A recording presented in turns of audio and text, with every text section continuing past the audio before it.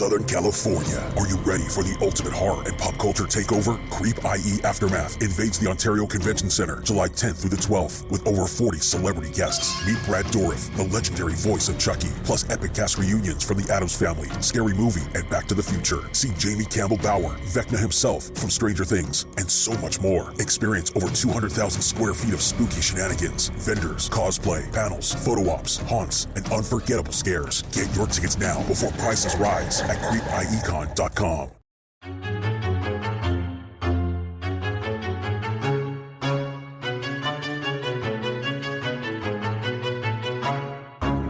I hate to say it, but his parents have been feeling unwell as of late, and I'm staying with them to help take care of Alex. Oh, sounds serious. Oh, no, it's not serious. Nothing terminal. It's just a touch of consumption.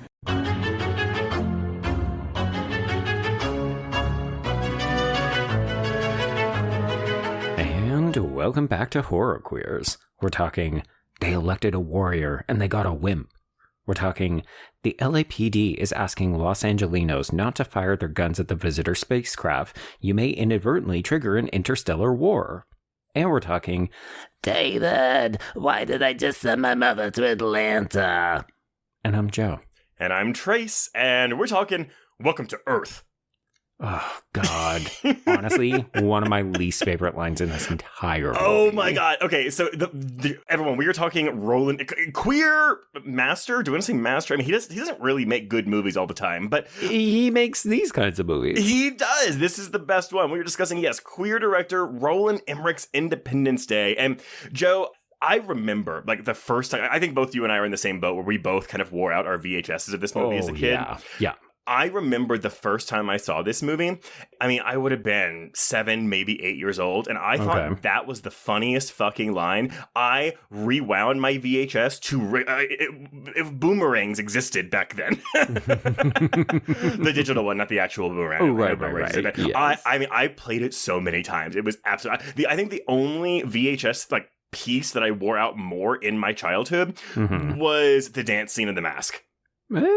Okay. Which I don't remember at all. And we should probably just program The Mask at this point because I feel like I'm overdue for a rewatch. It's like a swing dance with Cameron Diaz. But yes. Oh my God. Independence Day, Joe. So Independence Day, which we're obviously programming because it's July and we're coming up on Independence Day. And we thought, you know what? This is a weird excuse to cover this film. Sure, folks, it's not a conventional horror film. I will say on this rewatch, you know the scene I'm going to talk about, but there is one moment that feels like, oh, did Sam Raimi crib this for Spider-Man 2? Because there's a scene of outright horror featuring Brent Spiner in this that is like the Doc Octopus sequence. It's full-blown horror. I mean, I did find this movie scary as a kid. So, like, I love when we can cover movies that aren't traditional horror films, but I'm like, no, but, like, when I was a kid and I saw this, it scared the crap out of me. And yeah, and this is such a 4-quadrant blockbuster. Like, kids were brought to this. This was a big fucking event film, and some of this would be proper scary for a kid, which is a gateway horror. Absolutely, and you're right. The scene in question that you're talking about is the scariest part of this movie, but I gotta say, I think the first hour of this movie is, the way it very builds tense. Dread, yeah. Like, I really It's impressive. a disaster film. Yes, it is.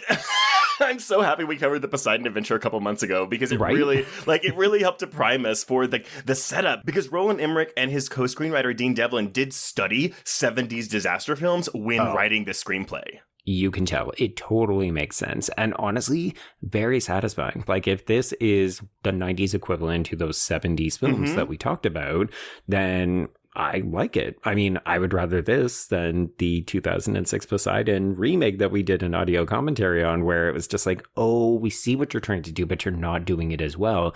This feels appropriately modern with the special effects, but then appropriately old school with this ginormous cast of characters. Yeah, but even like the miniature work, like the miniatures are so fucking good. It's this sweet spot of a time capsule where it's like we're still doing practical effects. We haven't quite hit, like, if this had been released like 3 years later, we'd be getting so much horrendous CGI in this movie. Digital nightmare. Yes.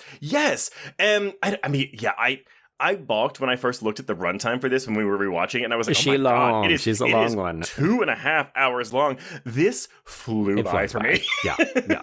There's a couple of drowsy bits where you can get up and pee or refresh your drink, and that's mostly fine. But I will say I like this cast almost uniformly, and I think that there are some banger action sequences. And, as a Canadian, am I going to quibble with the overt patriotism, which is maybe not aged as well, considering the USA of it all? Sure, whatever.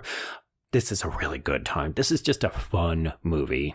Yeah, I fully agree. And I got to tell you, Independence Day was not going to be the original. Well, I'm sorry. Emmerich wanted it to be the title all the time. The studio did not want to call it Independence Day. Really? Okay. Just alien invasion. Doomsday. Oh, no. I mean, it's kind of fitting, but also not. Also, I feel like you're just going to confuse a lot of Superman fans. Maybe. I'm not. Yeah, we're going to discuss it, okay, Joe? Sure. Okay, so just a heads up. So I'm pulling all of this. Like, literally, I bought the 4K release of this film. So I just bought this new because I think the last time I owned this movie was on VHS. Sure. And 4K fucking rules. Like, looks great, sounds great, awesome. Okay. But I'm pulling most of this actually from an oral history that the Hollywood Reporter did for the film on its 25th anniversary back in 2021. Because, this is the, 30th anniversary of this movie, Joe. Yeah, welcome back. Everything 1996 is 30 years old this year, folks. You feeling old yet? Feeling old? There's a bunch of people who are probably like, no, I wasn't born yet. Fuck you. No. Fuck you, old-timers. But when I'm like, oh, right, the 90s were 30 years ago, not 20 years ago. I feel old every single day. So, 1995 was 15 years ago. Yeah. Convince me otherwise. Like, did you ever used to have that math you would do in your head when you were thinking about movies made in a certain time? You're like, oh, yeah, I always know, like, the 90s were this, like, many decades ago. And now it's been 30 years ago for, 6 years, but I'm still just like, oh, God. Like, it just doesn't feel real, does it? Not at all. No. But yes, okay, so Independence Day, directed and co-written by, queer man Roland Emmerich, who at this point was best known for directing the 1992 Jean-Claude Van Damme and Dolph Lundgren action film Universal Soldier, as well as 1994's Stargate, starring Kurt Russell and James Spader. Not gonna lie. Nearly programmed Stargate for us back when it was celebrating its 30th anniversary. May still revisit it because there's a particular cast member that people will recognize from the Crying Game that we use as a villain in almost the exact same capacity.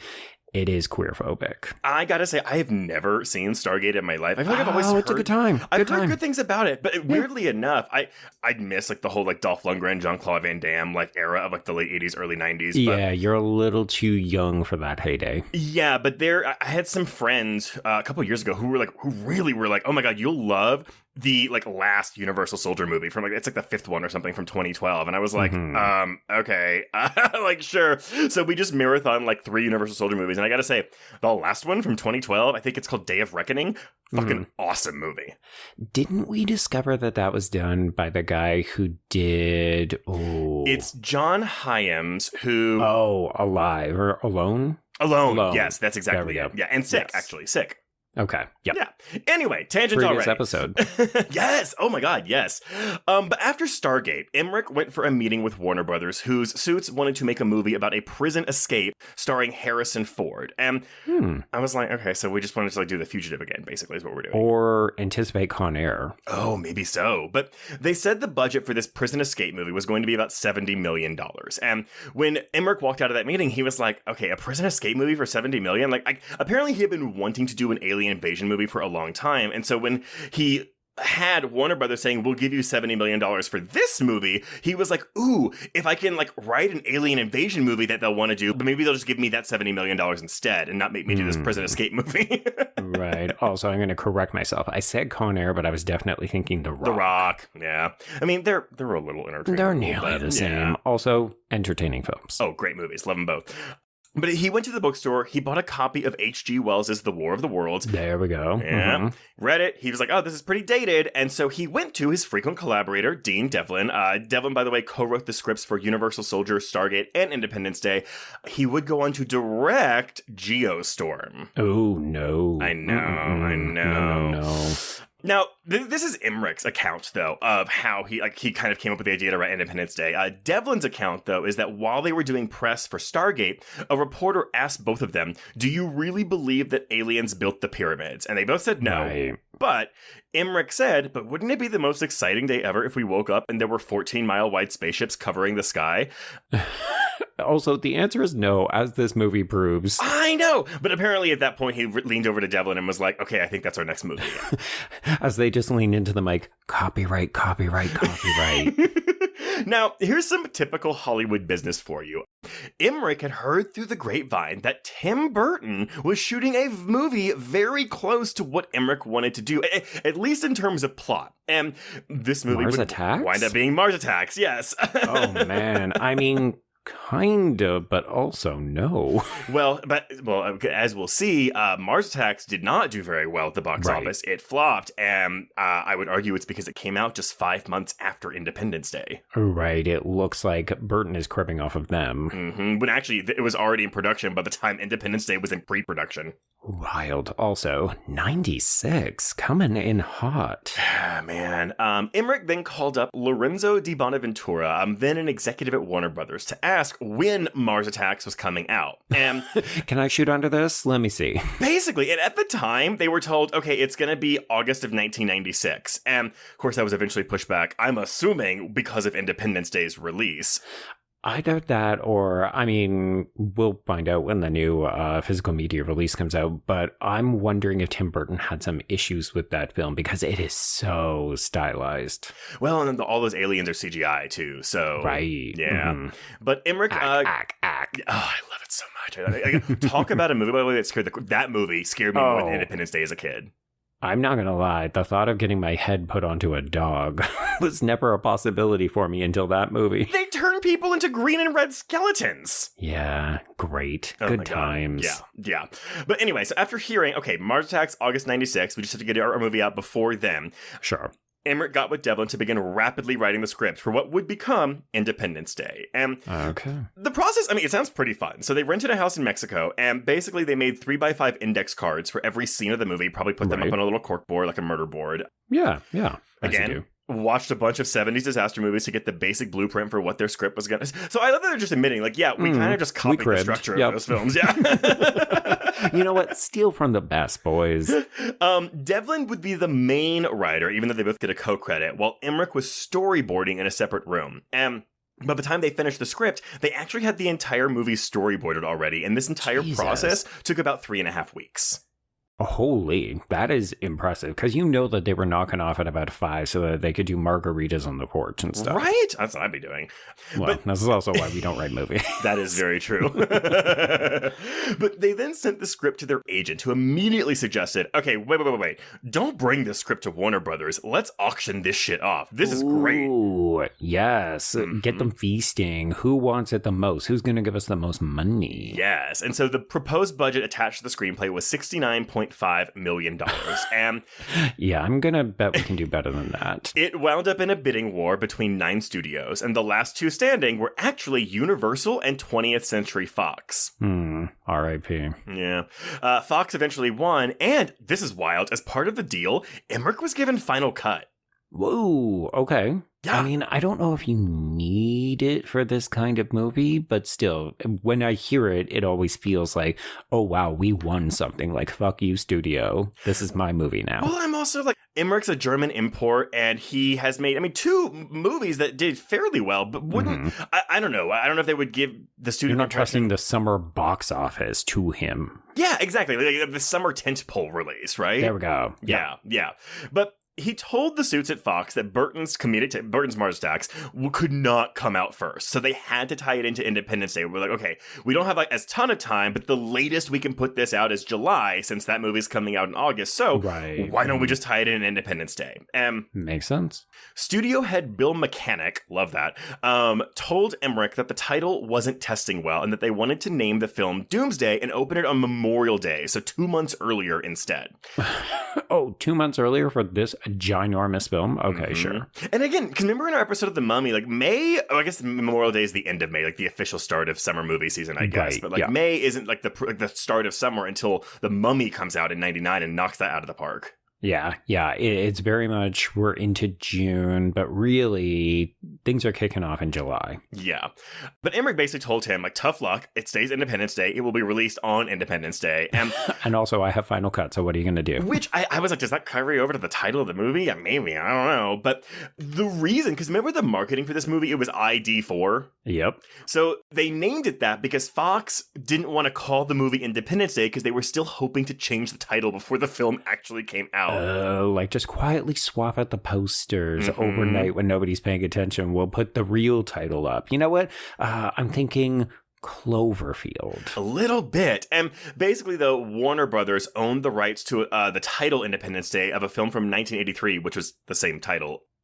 So I don't know if they had to pay something to also just let them use the name Independence Day. Yeah, I'm curious when we reuse or repurpose these really broad titles, right? Like, right? Some of these movies, they come out and you're just like, I've seen that movie 5 other times. They're all different movies, but they all have the exact same title. Yeah, exactly. And again, I was like, it's an American holiday. Can you really like trademark or whatever like that name? But how do you trademark patriotism? well, Roland Emmerich would make The Patriot in the year 2000. That one's okay. That one's fine. I actually do. I mean, look, it's historically inaccurate as fuck. Oh, yeah. But it was one of the first R-rated movies my mom let me watch, ironically, because it was about history. Okay. Oh, Mama Trace. Love you so much. It was great. Oh, I used to watch that movie. Again, also like a 2.5-hour movie. Oh, yeah. Yeah. I don't think this man can make a movie that comes in under 2 hours. Right? Even when it needs to be. Well... For casting, I'll do like a couple more anecdotes during your plot, Joe, as people get introduced. But I will say, Emmerich and Devlin pretty much had Jeff Goldblum and Will Smith in mind from the get-go. And should point out, Will Smith, he wasn't like a movie star yet. Right. He was known for being a rapper and the star of a hit sitcom television show. So I love how you're not even going to name it. The Fresh Prince of Bel-Air. Okay. It's like, is he assuming people know it? Because we do have younger listeners. I mean, I didn't name the rap band, the rap group. It's like DJ Jazzy Jeff and the Fresh Prince. There right? you go. Yeah. Yes, okay. Cool. You got it. Yeah. And if you don't, the music people will come for you. They will come for me. Yeah. But the studio didn't have a problem with Goldblum. But when it came to Smith, they said we don't want him because he was unproven as a bankroller in international markets, and that translates to racism? He was black, and black people don't sell well overseas. Yeah. I mean, also the reason we don't have a problem with Jeff Goldblum is because he was in the fucking movie of the summer 2 years earlier. It's called Jurassic Park. Like, exactly. But that's also why you pair them up, because you got Jeff Goldblum who can probably anchor this shit, and then you got this person who's a rising star. Yeah, sure, maybe he's not going to do well internationally. This is 96. We're still not really dependent on foreign grosses yet. So he just has to sell this movie domestically. Exactly. But I mean, I guess since they're spending $70 million, they were like, we're not going to really take that risk. It's still a pretty like large sum of money. I think it's like $20 million more than what Jurassic Park costs. Right. Oh my God. See, this is the 30 years because you keep saying 70 million. And I'm like, when is it going to balloon to 160 though? Oh, it doesn't. It stays at 70 million, Joe. Impossible. It is possible. It is possible. But Emmerich fought for Smith, even telling the suits at Fox, going, well, Universal's calling me every day to want to get this script. He's got the leverage of 8 other studios who want to make this movie. And he basically told Fox, he's like, if you don't let me cast Will Smith, then I'm just going to take the project over there. But I should point out, by this point, though, like they were already contracted in. So an actual shift in studios like would not have been possible. But Emmerich it's a good bluff. Yeah, well, I think just him saying that, like, he's making his point. Like, there's the line in the sand, y'all. How much do you want to make this movie? Although, I gotta say, rewatching this, like, it takes a long time for Will Smith's character to get introduced. And 22 minutes, I counted. Yeah, and he's not actually, I mean, maybe it's because it's a disaster movie ensemble piece, but like he wasn't in the movie as much as I remembered him being in the movie. Yeah, there were 2 big kind of set pieces that I thought, okay, here's Will Smith doing his Will Smith thing, which I will confess, not the biggest fan of Will Smith. I never really gravitated to his star persona. Didn't watch The Fresh Prince, so I didn't have that kind of TV relationship with him. But like when he started to break out with stuff like this, I wasn't surprised. But when he goes into kind of Will Smith mode, I was like, it's fine. Like I've been happy to see him try to do more I mean, like all comedians, right? He branches out and he tries to do more serious roles. He tries to get Oscars and that kind of stuff. And he does win an Oscar for Ali, doesn't he? Yes, I believe so. Yeah. If not, definitely nominated, but I think won. Mm-hmm. Yeah, and here's the thing. He's so charming and charismatic in this. So even when he's doing things that I don't 100% love, the star power is undeniable. Yeah, he's definitely got the charisma. I didn't religiously watch Fresh Prince like when it was airing, but like it was one of those shows where like it showed on reruns on like UPN a lot. So on all the time. Yeah. So I definitely caught episodes every now and then, but I think it was this and the other VHS I wore out a lot as a kid was 1997's Men in Black. Yeah, which I think is actually a bit of a better showcase for his talents. Well, and he's literally like the star of that movie. Yeah, we're not trying to hide him. No, I'm just thinking about that Batman Forever conversation where, like, you know, Tommy Lee Jones was so over Jim Carrey, and then he goes to Men in Black and he's got Will Smith. God damn it. All I keep doing is getting upstaged by hot comedians. These buffoons. That's Tommy Lee Jones' favorite word. Tommy Lee Jones is like, I'm just going to join Second City or the Groundlings. I'm going to start working on my improv skills, everybody. Now, Independence Day was shot mostly in Utah, with additional photography taking place at the Howard Hughes Spruce Goose Dome. Oh my God, Howard Hughes Spruce Goose Dome. Say that 5 times. In Long Beach, California, and also in New York for exterior shots. Sure, okay. Filming lasted for 72 days from late July of 95 to early October of that same year. And the budget ballooned to $160 million.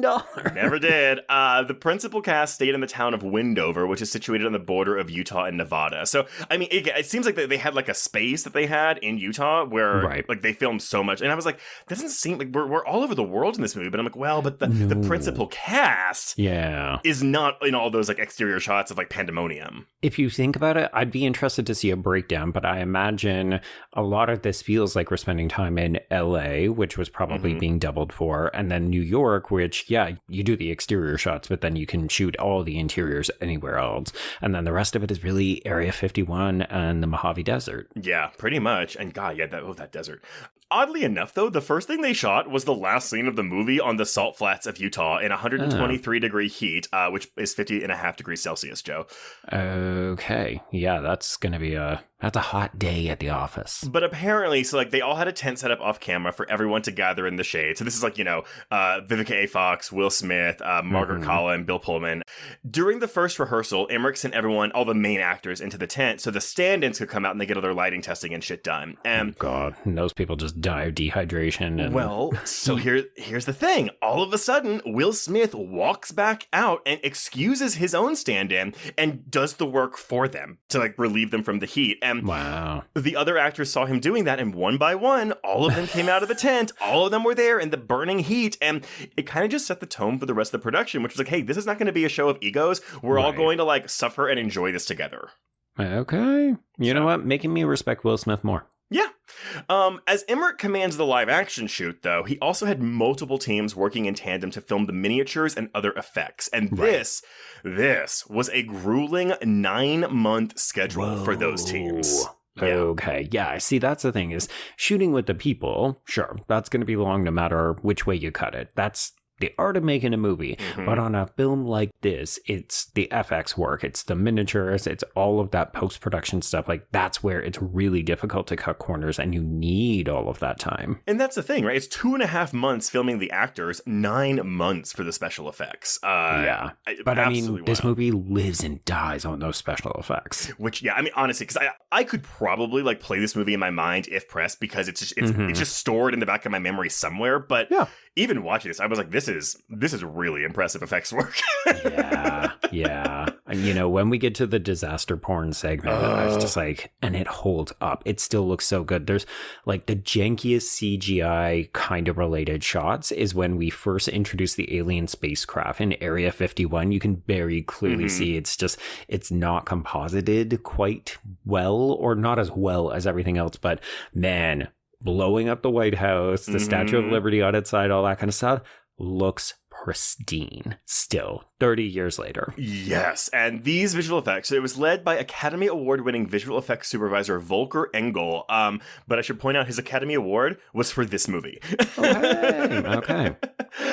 editor David Brenner said there, at this point in time, there was no previs. And everyone, if you go back and listen to our episode on Panic Room, you can learn about how David Fincher discovered, no, he didn't discover it, but where he started using previs for that movie to basically animate the visual effects of the film before they actually did them to see what they were going to look like. Like, this didn't exist. So when the editor was putting the movie together, he was just putting cards from the script in place of the effect shot. So he had all the footage of the actors. He was cutting the movie together, but whenever it was an effect shot, he was like, and this happens on a piece of paper on the actual film. Spaceship blow up.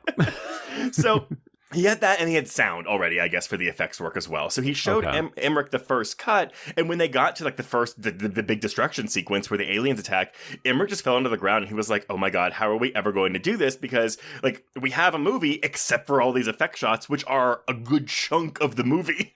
Yeah, and it takes so much time and so much effort, and then this is when the budget balloons to $160 million. Maybe if they didn't use miniatures. I guess miniatures cost not that much because they're so small. So miniature. I don't think that's why they don't cost so much. The Statue of Liberty model was 5 feet tall, whereas the White House model was 15 feet wide and 5 feet tall. And the reason that the White House had to be that big is because the pyro gag on it had to, if they made it small, it wouldn't look realistic enough, like an actual explosion, which, again, going back and looking at that, I was like, yeah, this looks fucking fantastic. I don't know. Yeah, it looks so good. And especially because you get that little helicopter going up right next to it. In every fucking trailer for this movie. They were also working with the late Joe Viscasil, who had already, he had kind of cut his teeth blowing up the Death Star in Star Wars, and also working on Terminator 1 and 2, doing all the pyrotechnical work for that film. Hey-o. Again, steal from the best. Hire the best.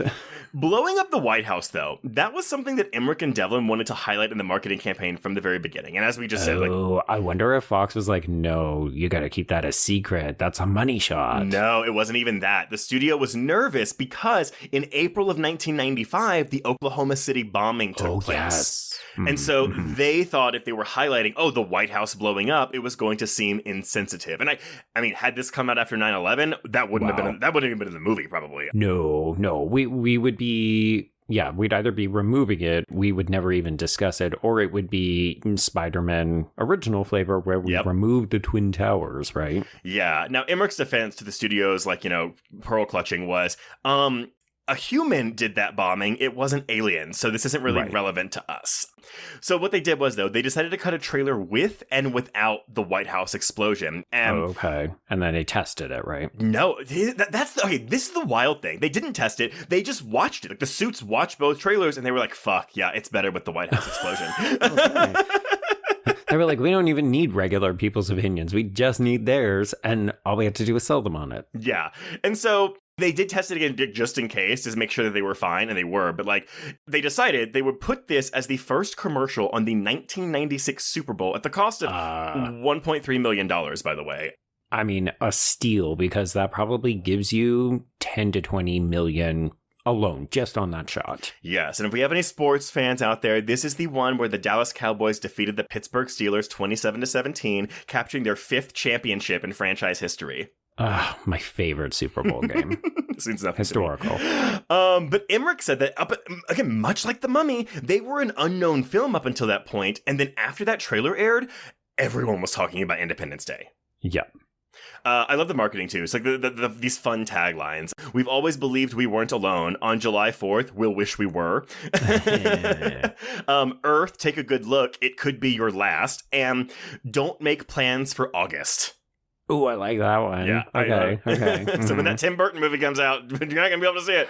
Oh, do you think that was backhanded shade? I don't think so. Okay. But as the film's July 2nd release date was fast approaching, the studio suddenly thought that at 2 hours and 25 minutes, the movie was too long. There we go.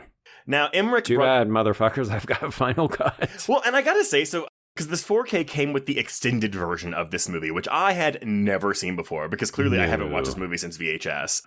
It's 8 minutes longer, so it's 2 hours and 33 minutes long. Mm-hmm. And it's not even full scenes that are added. It's just little character moments. And honestly, the people who get really fucked in the theatrical cut is the Randy Quaid's kids. The daughter has a romance subplot in the movie. Right. Okay. So interestingly enough, that's the one that I watched. So that's the one we're going to talk about. I mean, y'all, if y'all did not watch this version of the movie, You're fine. It's fine. Like, I was writing some things down because I was like, oh, I don't remember that from the movie. Me too. There were a couple lines where I thought, that sounds new and unfamiliar. Yeah. And then I realized, oh, yeah, it's because you're watching this extended remastered cut. And again, these aren't, I don't think there are full scenes that are missing. No, it's just extra pieces of dialogue, little character moments. But like, and there were some that I was like, oh, I kind of wish they would have kept that in, but it doesn't make a difference to the movie, really. No, and you're right. It's a lot to do with the youngest son and then the middle daughter for Randy Quaid. Yeah, every time we kept talking about how that kid was sick, I was like, what? Right? I was like, wait, what? What? He's got expensive medicine, what? But here's the thing, though. Emmerich was like, okay, you think it's too long? That's fine. He brings in Fox studio head Peter Sharon to the editing room and says, okay, sit with me and we'll watch it and you tell me what we can cut. And Sharon could not figure out what to cut because he liked everything he saw. So, like, this is like the most harmonious, like, director-studio relationship for a film of this magnitude that I have ever heard of. Also, I do love this idea of bringing in a studio chief and saying, I'm going to ask you to perform the role and function of an editor, because if you haven't seen a movie, how do you know what to cut as you're watching it? Like that's such a ridiculous enterprise. I kind of love the ballsiness of it. And maybe Emmerich, maybe he do. He's like, he's not going to know what to do because he's like, because hypothetically. Because you're watching the movie and you're having a good time. And then it's like, oh, tell me what to cut. Do you want to cut that scene? No, you just liked it? And I wonder, too, if it's like, hey, you know what, though? Also, if we cut something and it makes the movie worse, it's going to be on you. Right. So they started testing the film, which it sounds like these tests were happening like in May and June of 96. So like within 2 months of this movie coming out. But it tested through the roof. Of course. The only thing they got negative feedback on was the original ending for the film, which had Randy Quaid's Russell flying his crop duster plane, not a jet, into the ship with a bomb roped to his plane. Oh, yeah, because to be honest, it's feeling very Doctor Strangelove already. Which I think that they intentionally did homage, which I've never seen Doctor Strangelove, but I did see that in my research where they were intentionally trying to reference that. Okay. But here's the thing. The reason audiences didn't like this aspect of the film, they thought it was too unrealistic. Okay. I mean, I think it's unrealistic in the version that we get anyway, but sure. Yeah, I get it. You're like, oh, a crop duster, it's not going to be able to maintain that altitude or achieve that kind of thing. I kind of get it, but it's a silly quibble. To that, I say, did you watch the rest of the movie? Like, that was the thing that was too unrealistic for you? Trace, this entire movie is logistically sound. I will say, I mean, there were so many, even on Letterboxd, I saw so many people that were, I mean, liking the movie, but talking about how stupid it was. And I was like, I don't think it's that dumb, to be honest. I mean, I don't think it's a smart movie, but I don't think it's dumb. I mean, folks, we're going to get way worse. Like, if this is your barometer, this is kind of top shelf popcorn entertainment. Yeah. We get way, way worse, shitty disaster movies and other things. Like, I know it's a different director, but do I need to remind people of 2012?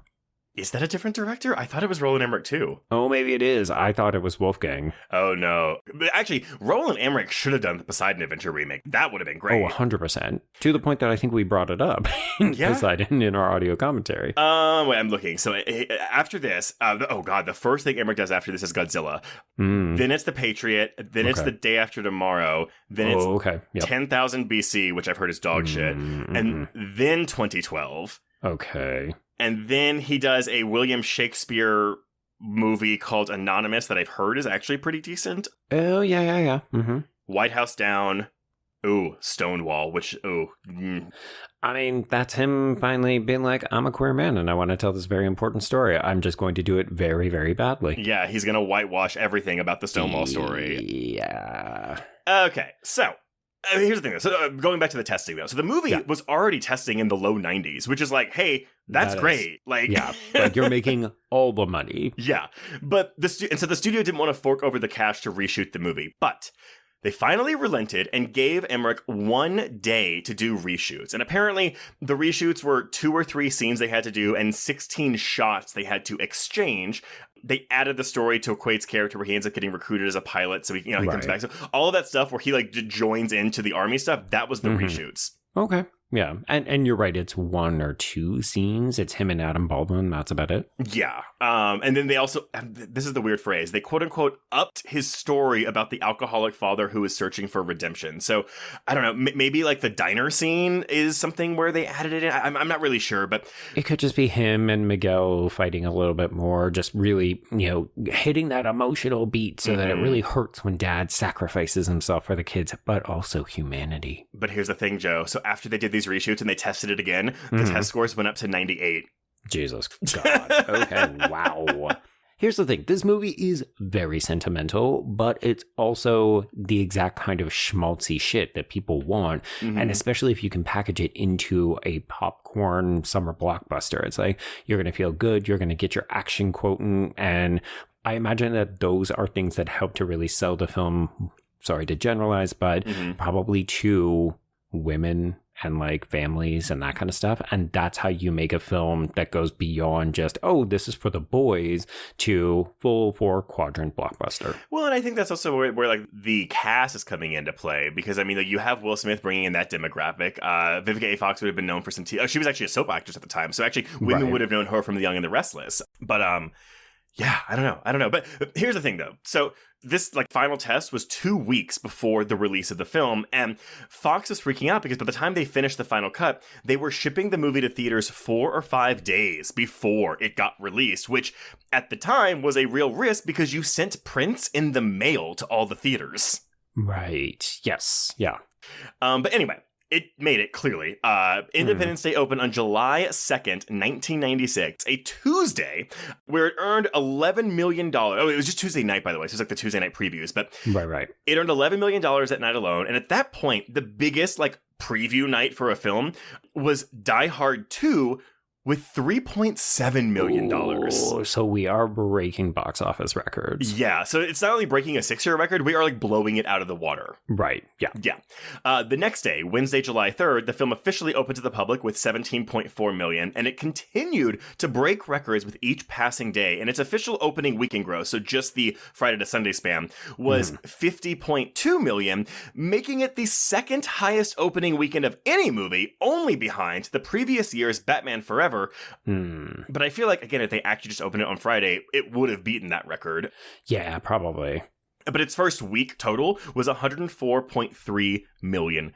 So, God, folks, these never seem low comparatively, but you have to remember this is gargantuan. This is monstrous. Absolutely. And it stayed in the number 1 spot for 3 consecutive weeks before eventually being displaced by the John Grisham adaptation A Time to Kill. But good movie. Here's the thing. It earned over $150 million in 12 days, becoming the quickest film to do so at the time.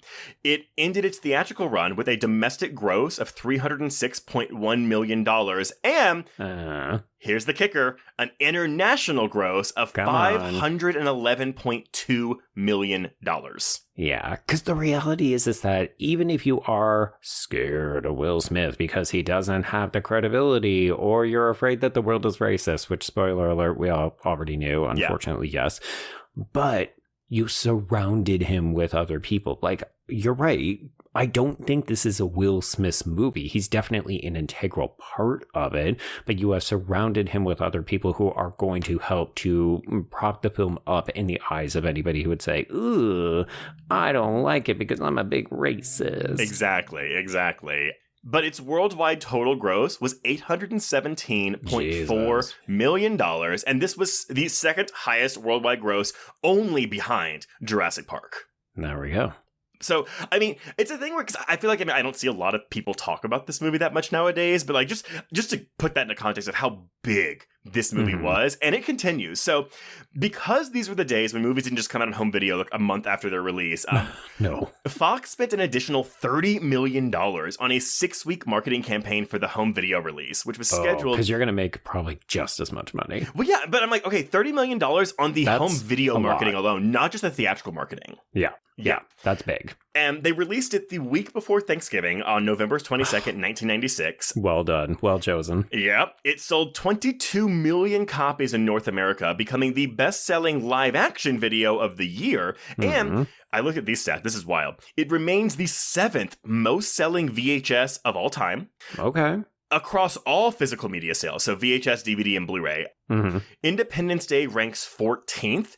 Unsurprisingly, that list is comprised almost entirely of family films, and the number one is like fucking Lion King on all of these things. Yeah, of course. But the other live action films, in like order from highest like selling to lowest selling of this home video stuff, is Titanic. Okay. Yep. Avatar.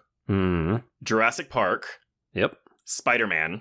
Okay. Then Independence Day. Yep. And then The Dark Knight. I mean, no surprises on that list. Everything else on this list is family films.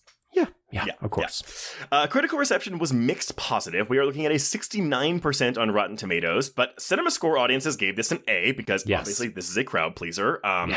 Letterboxd users have given this a 3.3 out of 5, and Independence Day was nominated for the Best Sound and Best Visual Effects Oscars, winning, as I said, for the latter, and it also won the Grammy Award for Best Instrumental Composition written for a motion picture or television for composer David Arnold. Okay, so best score, we just don't call it best score? I guess, yeah, it's just like a long name for it. so this movie got the G and the O of the EGOT. There we go, yes. But Joe, what happens in Independence Day? Southern California. Are you ready for the ultimate horror and pop culture takeover? Creep, i.e. Aftermath, invades the Ontario Convention Center July 10th through the 12th with over 40 celebrity guests. Meet Brad Dourif, the legendary voice of Chucky, plus epic cast reunions from The Addams Family, Scary Movie, and Back to the Future. See Jamie Campbell Bower, Vecna himself from Stranger Things, and so much more. Experience over 200,000 square feet of spooky shenanigans, vendors, cosplay, panels, photo ops, haunts, and unforgettable scares. Get your tickets now before prices rise at creepiecon.com. Okay, settle back, relax. Let me take you through this movie.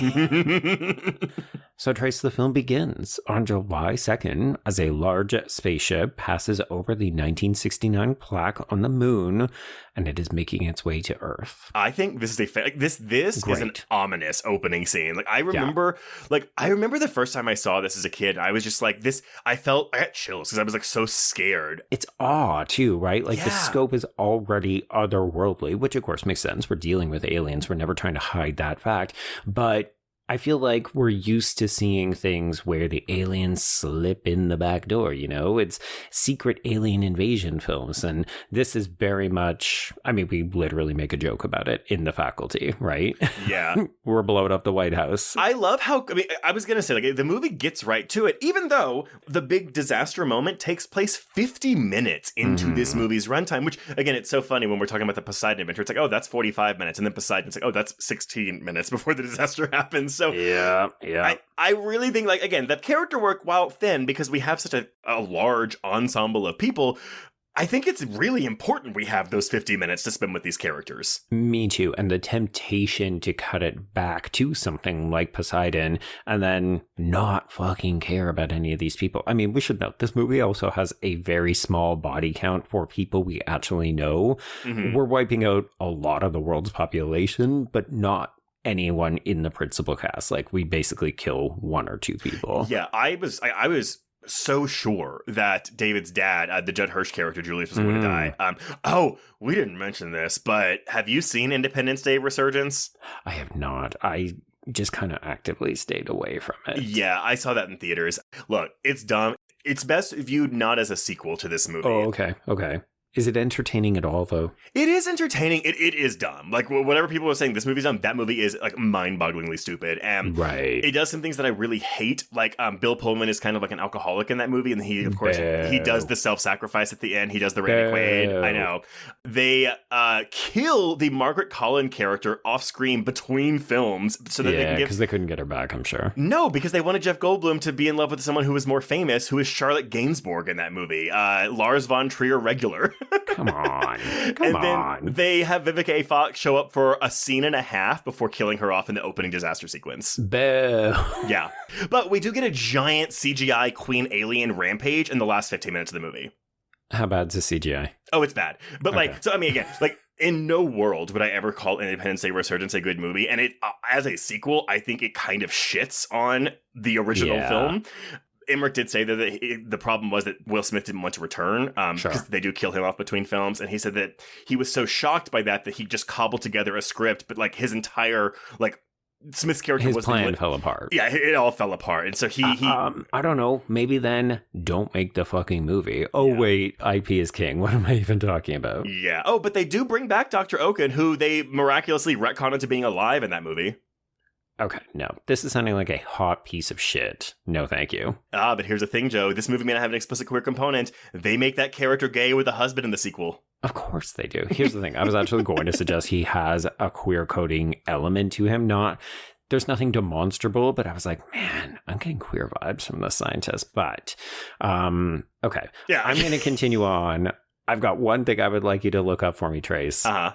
What is the budget of that film? Oh, Independence Day Resurgence? Okay, yeah. Take a guess. Is it $160 million? $165 million. Yes! Released in June of 2016, and it made worldwide $390 million. So it wasn't a flop. It's not terrible, but yeah, obviously it's nowhere near the original, so it is considered a flop by comparison. Yeah, I also totally forgot because they basically, since Will Smith is dead, they have his son be the main character of that movie. That's what I remember. So I remember it was, we're doing a Will Smith son because we couldn't get him back, and also that the FX were garbage. Yeah, but it's Jesse T. Usher from The Boys playing the son in that movie, and then because they didn't want to cast Mae Whitman in the role again as the president's daughter, they recast her with Micah Monroe. Okay. Yeah. And Luke Hemsworth is also in it. I was going to say, isn't there Hemsworth in there somewhere? Because we were so desperate to try to make him happen for a couple of years. Yeah, it's Liam. Oh my God, it's Liam. Oh my God, it's the other one. Yeah, when you said Luke, I definitely heard Liam because I was like, no, it's definitely not that one. Yeah, I think they try to do a love triangle thing with him, Jesse T. Usher, and Micah Monroe, but I sure they could did. not tell you. Could not tell you. Yeah. I mean, a love triangle with Liam Hemsworth. Of course. Yeah, right. Of course. Hunger Games. Okay, I'm sorry. Back to the original. Yeah. We will stop with the sequel now. There we go. Okay, so spaceship moving towards Earth across the moon. Great opening sequence. Sets the stage fantastically. We then jump to... I've always called it SETI, but I guess because there are the periods between it, it's SETI in New Mexico, which of course is, if we're going to do aliens, you do Area 51, or you maybe do this, but, we're tracking satellites, we're looking at space signals and that kind of shit. I call it SETI, and honestly, I didn't realize this was a real place because my only knowledge of SETI is that it's also used in Species. It is used in that. And then I think also in the David Twohy film, Arrival, with Charlie Sheen. Ooh, okay. Have not seen that. It's good. Yeah, okay. Yeah. We do have REM's It's the End of the World As You Know It playing, which is just a little too on the nose for me. See, and I have no idea what you're talking about. Of course you don't, Trace. Of course you don't. Didn't even know there was a song playing in this scene. Oh my God. Okay, we're going to move on. So they all go into high alert. The whole team goes into high alert because we are tracking this radio signal and it appears to be coming from the moon. Again, the way we are and these are characters that are not going to be main characters for the rest of the film. I was like, these people are interesting. Are they going to come back? For some reason, I had convinced myself that David worked here. Me too. No.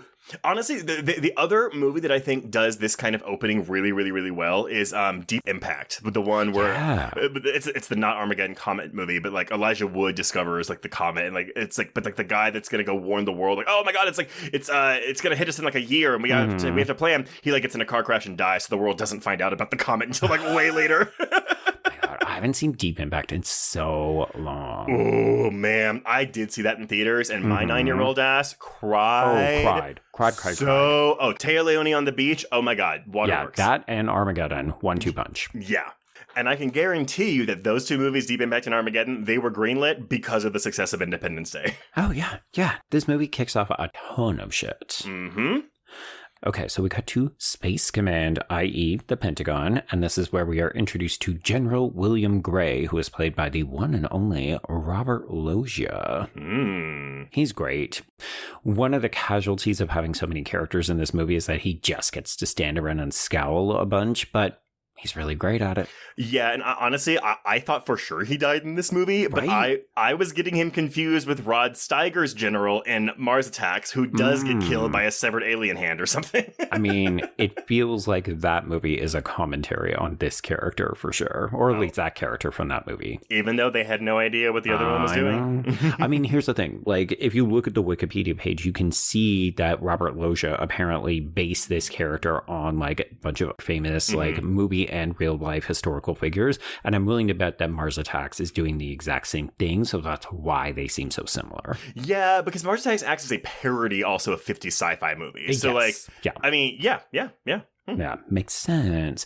Anyway, so we are tracking this object, and it is coming on radar, but it's clearly not a meteor because it appears to be slowing down, which is something that would not be happening with an object that is not being, driven. Again, the weight given to the line, it's slowing down, is like you can just feel the tension in the room. I will say, a lot of these line deliveries, I think they live rent-free in our heads, not just because we have watched this movie so many times, but because they are delivered with a kind of conviction that I think we sometimes miss with really shitty movies. Like, you're not going to get an Asylum version where somebody says, it's slowing down. Like, you're going to have them deliver that wrong and it's not going to hit. Yeah, I don't know. Would you call this... Because, I mean, I think disaster movies have a penchant for melodrama. But I don't think we're getting into melodrama here quite yet. But we know how to sell the lines so that they really do have a kind of gravity to them. For sure. Mm-hmm.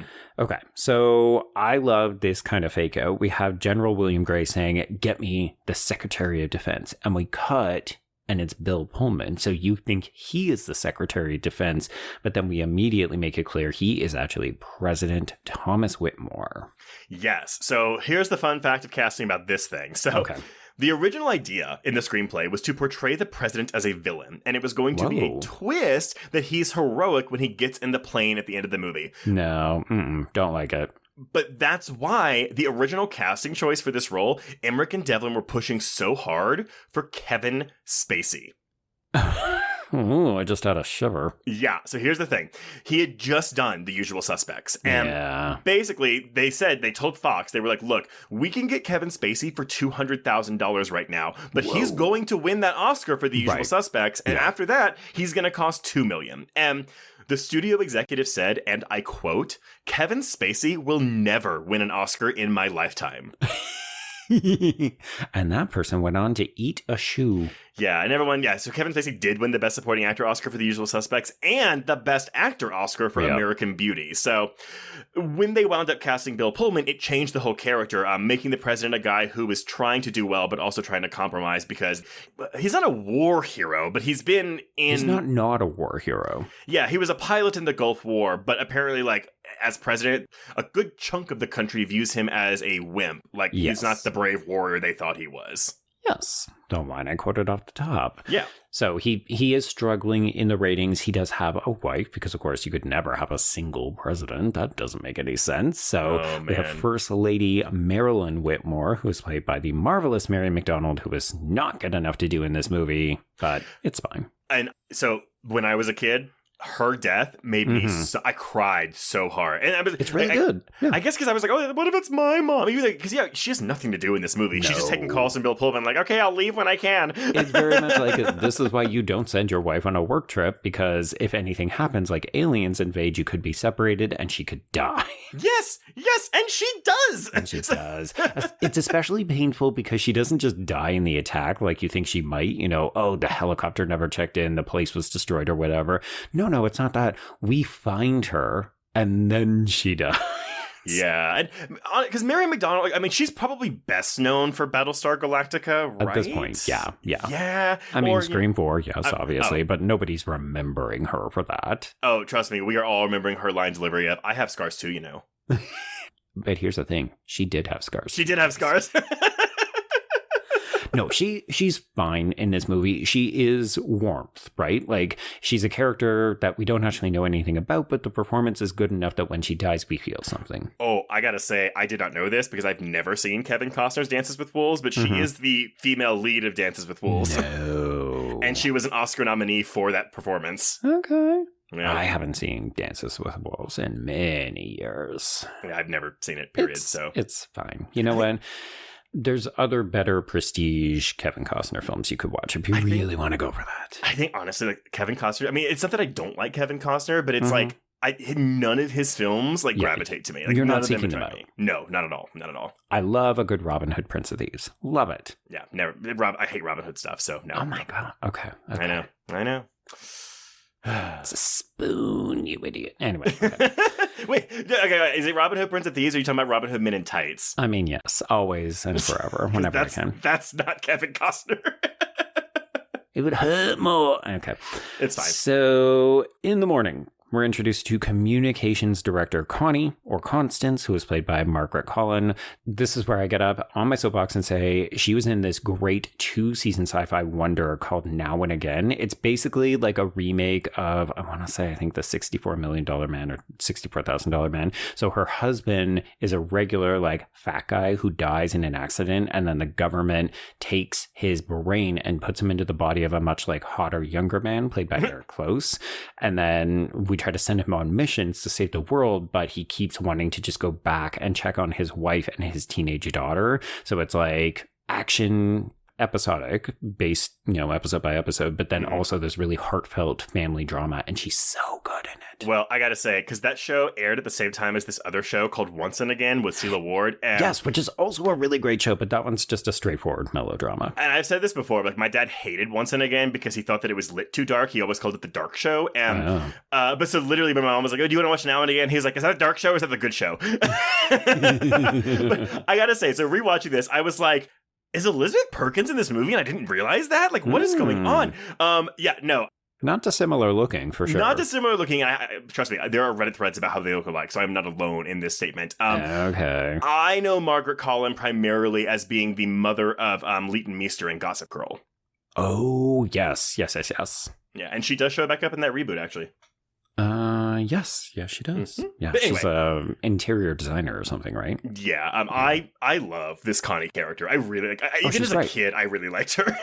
Here's the thing: it's like her and then CJ from The West Wing. Like we always cast these really great actresses in them. They always have to have spunk because they're dealing with a bunch of masculine bullshit, and they're often the only woman working in the White House, and they're great. They just always come off really, really great. Agreed. Anyway, so yes, this is where we discover that Whitmore's numbers are tanking because, the American population feels like they were given a raw deal. They don't really like what he's doing with his time in the White House, but it's because she says that he talks too much politics. Like, he's not an action man, he's a talk man. Ugh. Yeah, sure. I mean, I'm not going to lie. This movie has a lot of American patriotism to it, which doesn't always sit well with me as a Canadian. Like, it doesn't speak to me, but it's also really difficult to watch movies or like television. I just mentioned The West Wing, where it's like, oh, look at what functional politicians who aren't corrupt and just kind of want to do the right thing look like. This hurts my heart now. Well, and for all the, Dean Devlin is an American, the co-screenwriter, but I just love that it's coming from a German guy, Roland Emmerich. Right. Yeah. I mean, because I think a lot of people still believe in the ideals of what America stands for, right? Right. That's where the patriotism comes from, is that, you've got your Declaration of Independence and you broke away from your colonial oppressors to establish yourselves, but also it's like this is where people come to be free and everyone is welcome. And I think that things like disaster movies like this prove that heroic people will step up in a moment of crisis and all are welcome. Yeah. Cookie cutter. Let's go. Sure. Anyway, so he's like, "Boo, what do I need to do? I thought it was a great guy." And she's just like, "I don't know, stop talking politics so much." So, President. Yeah, this is when we get a call about the object, as we're calling it right now. And we do see a satellite crash into the side of it. So this is our early warning that there is a shield protecting this. But of course, no one's really paying attention to that. It's just, it's big, it's formidable, it's imposing. Yeah, I do love that shot because we see the satellite like disappears in the distance because it's too small, and then we wait like 3 seconds before we see the explosion. Yeah. Okay, so we jump to Central Park in New York, and this is our introduction to Dr. Ian Malcolm. To David Levinson, who is Jeff Goldblum, and he's playing chess with his stereotypically Jewish father, played by Judd Hirsch, who is a goddamn delight in this movie. Oh, he's so fun in this movie. That's why I kept waiting for him to die, because I was like, oh, he's like just too fun to keep around. But well, and it feels like the kind of character where, again, if you kill him, we're all going to be very sad, but also he's going to impart some kind of wisdom, and then he has to die so that David can become the man he was meant to be, because that's just such a tropey plotline. And you think, well, this movie is not playing it safe, but we are playing within established conventions. Yeah, and this character of Julius is based on Devlin's grandfather, who was also named Julius. Lovely. That's sweet. Yeah. Anyway, so yes, we're hearing some brief character backstory. David is working a really shitty job, and also he's still wearing his wedding ring, even though he's been divorced for, I think we hear it's been about 4 years. Yes, and at this point, we do not know who his ex-wife is. No, we don't. I do love this movie withholds certain things, and then it's kind of like, oh, it's this. It's like, oh, she's a stripper. Oh, that's his ex-wife, and so on. I thought the same thing. Yeah. So David then bikes to work at Compact Cable Television Company, and this is where he gets an update from his boss, Marty Gilbert, who is played by the one and only Harvey Fierstein. Yeah. I think I messaged you mid watching this movie and just said, I love his vocal fry so much. Yeah, I mean, because this and another VHS I wore out a lot as a kid, Mrs. Doubtfire. Yeah.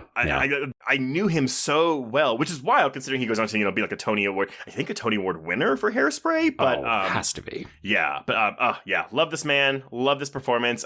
He dies very soon. Yeah, he's definitely one of those, oh, you're comedic relief, you have done your job, sir. Thank you for your service. A car will now crash and kill you. Yeah, even his death has a comedic beat to it. It is, yeah. This movie gets away with more comedy than I remembered, and I think it pulls it off very well. Yeah, I actually do too. I mean, again, that's the crowd-pleasing aspect of it, I guess, it is, right? Yeah. Like, you need to have not just moments of levity, not just moments of melodrama and action, but also things that are going to help people to make it through the awkward times, that are going to bridge the transitions and that kind of stuff. Yeah, and I will say, I mean, my only gripe with this movie, if you could call it that, is that it never really captures that feeling of dread and horror that the first hour of this movie does.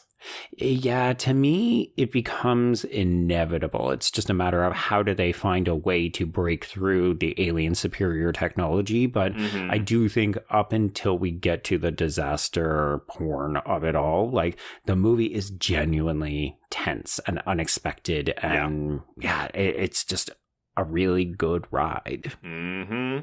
Okay, so Marty is obviously aware on what's going on because we work at a fucking cable outlet. So he is bemoaning the fact that everyone is acting like it's the 1950s. Ha ha ha. Okay, so elsewhere in Imperial Valley, California, this is our introduction to Randy Quaid's Russell, as well as his, this is stepchildren. I guess. It's just like, he's a father to these kids, but he really doesn't have like a close relationship to them, where you get the impression he's looking after them, but like, it's just because he was briefly married to their mom. Yeah, and these kids are all like a 90s time capsules. So, oh god, yes. Like, youngest Troy, played by Giuseppe Andrews, and I think I recognize him the least, but he's definitely never been kissed. He's one of those like random teenagers in one of those groups. He's never been kissed, and apparently he's in the original Cabin Fever. No, he's in Cabin Fever 2. Is he the Pancakes kid? I think he's the shitty kid, yeah. Anyway, he's at least in one of the two Cabin Fever films, yes. Alicia, played by Lisa Jacob, who I only know her from this and Mrs. Doubtfire. I think she stopped acting shortly after this. Right, yes. And then you should recognize Miguel, because he's played by Greg Araki regular James Duvall, who I had the biggest crush on. I coveted this actor's hair like nobody else. Yes. Have we covered the Doom Generation, or have we just talked about the Doom Generation? We talked about it. I think when we covered Mysterious Skin, we talked a little bit about our relationship to Araki. But yeah, he is fantastic in Doom Generation. So good. But again, to go back to Mars Attacks, like Lucas Haas is in Mars Attacks, playing a character that looks just like James Duvall in this movie. It's the hair. And 100%, and I always get them confused. I never remember which one is which. See, I remember because I was never sexually attracted to Lucas Haas. That's fair. No. When I found out that James Duvall was not queer, disappointment. Very surprising, yeah. he just gives off sexually fluid energy. Like, it's just very easygoing. But also, Greg Araki knows how to shoot him and make him so sexy. Mm-hmm. Okay, yeah, we're still talking about Independence Day. Okay, yes. So Randy Quaid's Russell is just a big disappointment, right? So he's an alcoholic. He crop dusts the wrong field. The kids are just embarrassed by him. The locals make fun of him in the diner because he talks about his UFO experience, and everyone, I mean, welcome back to 1996. Everybody just wants to be like, oh, you get probed by those aliens? Yeah. Like, butt joke, butt joke, butt joke. I do like that because, I mean, like, we never really find out if he's telling the truth about being abducted by aliens. Like, It only matters that he thinks he was. Yes, but then I'm also like, well, if he was it these aliens or is it like a different kind of alien? Like, I don't know. Yeah. I don't know. But I kind of do like that the movie just doesn't flat out say, yeah, this happened. Yeah. As I said, I think it's important that he believes it because it dictates how he moves forward throughout the rest of the film. But yeah, I mean, I like that this character is introduced as a walking punchline because, again, 1996 and alcoholics were considered something we could just poke fun at. Yeah. But by the end of the film, he does get this nice redemption arc, and it feels like, oh, in a lesser film, we probably would have just written him off or had him do something stupid that gets him killed. Yeah, not be the hero of the movie. Right. Yeah. Well, as you said, we would have made the president the hero. Right. But it's okay, because we do that in the sequel. Yay. Actually, funnily enough, talking about Celia Ward once again, Celia Ward is the president in Independence Day Resurgence. There we go. You know what? It's 2 degrees of Kevin Bacon. Full we don't even circle, need man. all 6. Okay, so yes, we're introducing all of our characters, our main people, and then let's get back to these aliens. So we see spears eject from the larger ship in space, and as this is happening, Constance is dodging various reporters who want to know what their official position is. She moves into the Oval Office for a strategy meeting, and this is where we're introduced to not just General Gray, who is already here, but our smarmy Secretary of Defense, Albert Nimzicki, who's played by James Rebhorn, and this guy captures the market on this kind of character. So he died, I want to say in the mid-2010s. He had it was cancer of some kind. Like he knew it was coming. He wrote his own obituary, like that kind of stuff. But like, oh wow, okay. Like, yeah, this guy. I'm like, if you've seen a movie in the 90s, yeah, you've seen him. Yeah, you've seen this guy.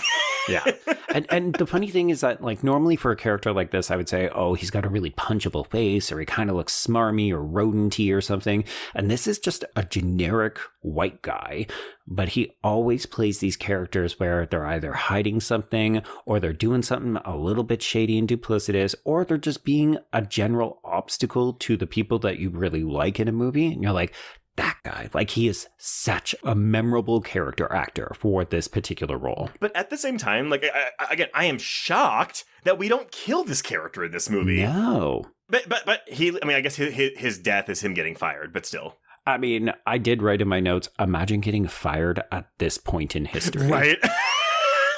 Like, I'm one of few members of the administration for the entire American political system. I just got fired by the president. Mr. Nimzicki, you're fired. Yes. That line lives rent-free in my head. It's good. It's a good one. Yeah. So in this meeting, we're trying to debate whether we should move things up a notch. Should we go to DEFCON 3? And then as soon as these dozens of alien orbs begin to enter orbit, where it's like, oh yeah, let's raise the emergency level up a notch. I love that they're like, okay, these things are like over 15 miles in with themselves. Like that tells you how big the mothership is, by the way. But so huge. That one guy's just like, oh yeah, they'll be entering the Earth's atmosphere in the next 25 minutes. Yeah. Which, no surprise, everybody starts to panic everywhere that we go because, yeah, we're getting multiple sightings confirmed around the globe. And as this is happening, we're also still touching base with David, who is not paying attention to any of this news because he is trying to decode the signal, which, of course, kicked everything off. And as we start to, see the orbs appear in northern Iraq, in the Persian Sea, above Moscow, Washington, New York, there's that really great moment where the military plane flies into the giant fireball because it can't actually see the ship through the clouds. Great. Those kind of deaths in like the disaster movies, those are my favorite. Where it's like, these are just red shirts. We're gonna kill them in whatever fucking vehicle they're flying. But like just into a giant wall of fire. Like, it's so good, right? Yeah, it's so good. Okay, so the president refuses to leave, even though one of these things is definitely heading for Washington. But he's like, no, I gotta avoid general panic. I can't be seen abandoning the White House. So we end up using the old emergency frequency to broadcast a briefing from the White House because they're also blocking a lot of satellite communications. It's part of the plan to disrupt the way that humanity would try to fight back. Mm-hmm. So David finally starts to crack this signal. He has decoded it. It's cycling down. Don't worry, everybody. It'll be gone in 7 hours. Oof. And Marty is like, everybody go to the bomb shelter in the basement. Which, I mean, okay. Actually, the stupidest part of this movie will be how Vivica A survives this blast. But oh, yeah. If you're in a bomb shelter, did those people survive? I think yes. Yes? Because I'm not going to lie, the imagery is really hard to divorce yourself from what it looks like when we drop the atomic bomb. Yeah, 100%. Like when we just blow up these cities and we see the wall of fire, like we're not T2ing it. We're not incinerating people into walls or anything. Like that is very on, I was going to say on the nose, but I guess it's just a representation of what we actually fucking did to the people of Japan. But the devastation is such that you think, I don't know, could people survive this? But yeah, I think if you had a well-constructed bomb shelter, maybe. That's kind of what they were designed for. Yeah, fingers crossed. Maybe not alien explosions. Well, yes. Who knows what's in that beam of greeny blue light? Okay, so chaos is breaking out in the streets of Washington as well as New York. All of these moments as people just kind of, fender benders, people are standing in the street, they're looking up at the skies and they're stunned. Yeah. This is my disaster porn where I'm just like, it's inconceivable. And what would you do in this situation? It's such a sense of awe. And yes. I mean, honestly, the fact that anyone was considering staying, I don't care if they may be friendly, like, if there is a 15-mile wide spaceship hovering over one of the biggest landmarks of the city you are in, you're getting the fuck out of there. Absolutely. And granted, people will start to leave, but then it's like a big traffic jam. But still, like as soon as this appears, I am getting out of town. Yeah, I think, again, this is why the early part of the film works so well for me, is because it really does capture that feeling of what would we do if all of a sudden we were confronted with the idea of not just intelligent life, but they are literally entering our orbit. Yeah. Everything in your life would just cease to be important. Your job, I mean, hopefully your family would still be important, but it's like, gather your shit. We're going camping indefinitely because I don't know what the world looks like in 24 hours. Yeah, the closest approximation we, as a planet, I think, New Yorkers can relate to like 9/11 and that kind of stuff. But like we the closest we can relate to this as a planet is the pandemic. In terms of like shutting down the world and things like that. Honestly, I think it's a combination pandemic and 9/11. Yeah, a little bit. And it's funny because as a kid, I guess in my mind as a kid, my memory is, it's just over like Los Angeles and Washington, D.C. Yeah, the big cities. Yeah, but it's like, oh, wait, no. Because even though we only really see the destruction of like a couple of choice places in the United States, this is happening to every major city in the world. Yeah, and we learned that the plan would be to destroy all of them within 36 hours. Mm-hmm. So it's a long weekend. It's the Independence Day long weekend. The whole world is done. Shocking. Okay, so we see a shadow fall over the Hollywood sign as we are finally, 22 minutes into this movie, introduced to Jasmine, who was played by Vivica A. Fox, as well as Steve, who was played by Will Smith. And again, there's a good kind of negotiation between light comedy and disaster movie trope where Steve goes out and he's like, Jasmine, the neighbors are packing up, they're leaving, whatever. Oh, yeah. We're having this conversation. Do you want a cup of coffee? We're not even noticing the giant alien orb.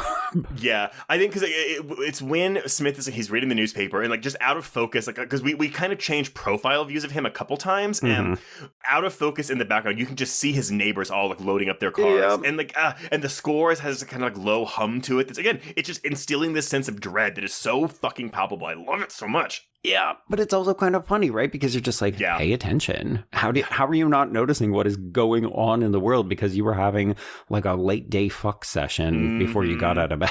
Yeah. And Vivica A. Fox, by the way, so she was not originally asked to audition for this movie. She was on Young and the Restless, and she called her agent and was like, hey, like, every black actress I know is auditioning for Will Smith's Independence Day. That's how she called it. And she was like, why am I not getting to audition? And she's like, I've been on Fresh Prince before. I guest starred as Jazzy Jeff's sister, and we had good chemistry, blah, blah, blah. But her agent told her she wasn't a big enough name because she was, quote unquote, just on a soap. And 2 weeks later, Fox got a call from that very same agent. Guess who called looking for you? The folks from Independence Day. She had to audition 6 times to get the part, but she got it, obviously. Okay. I don't know if you can confirm or deny this. I can't remember if I saw this on Wikipedia or somewhere else. Is it true that initially they were looking at Jada Pinkett?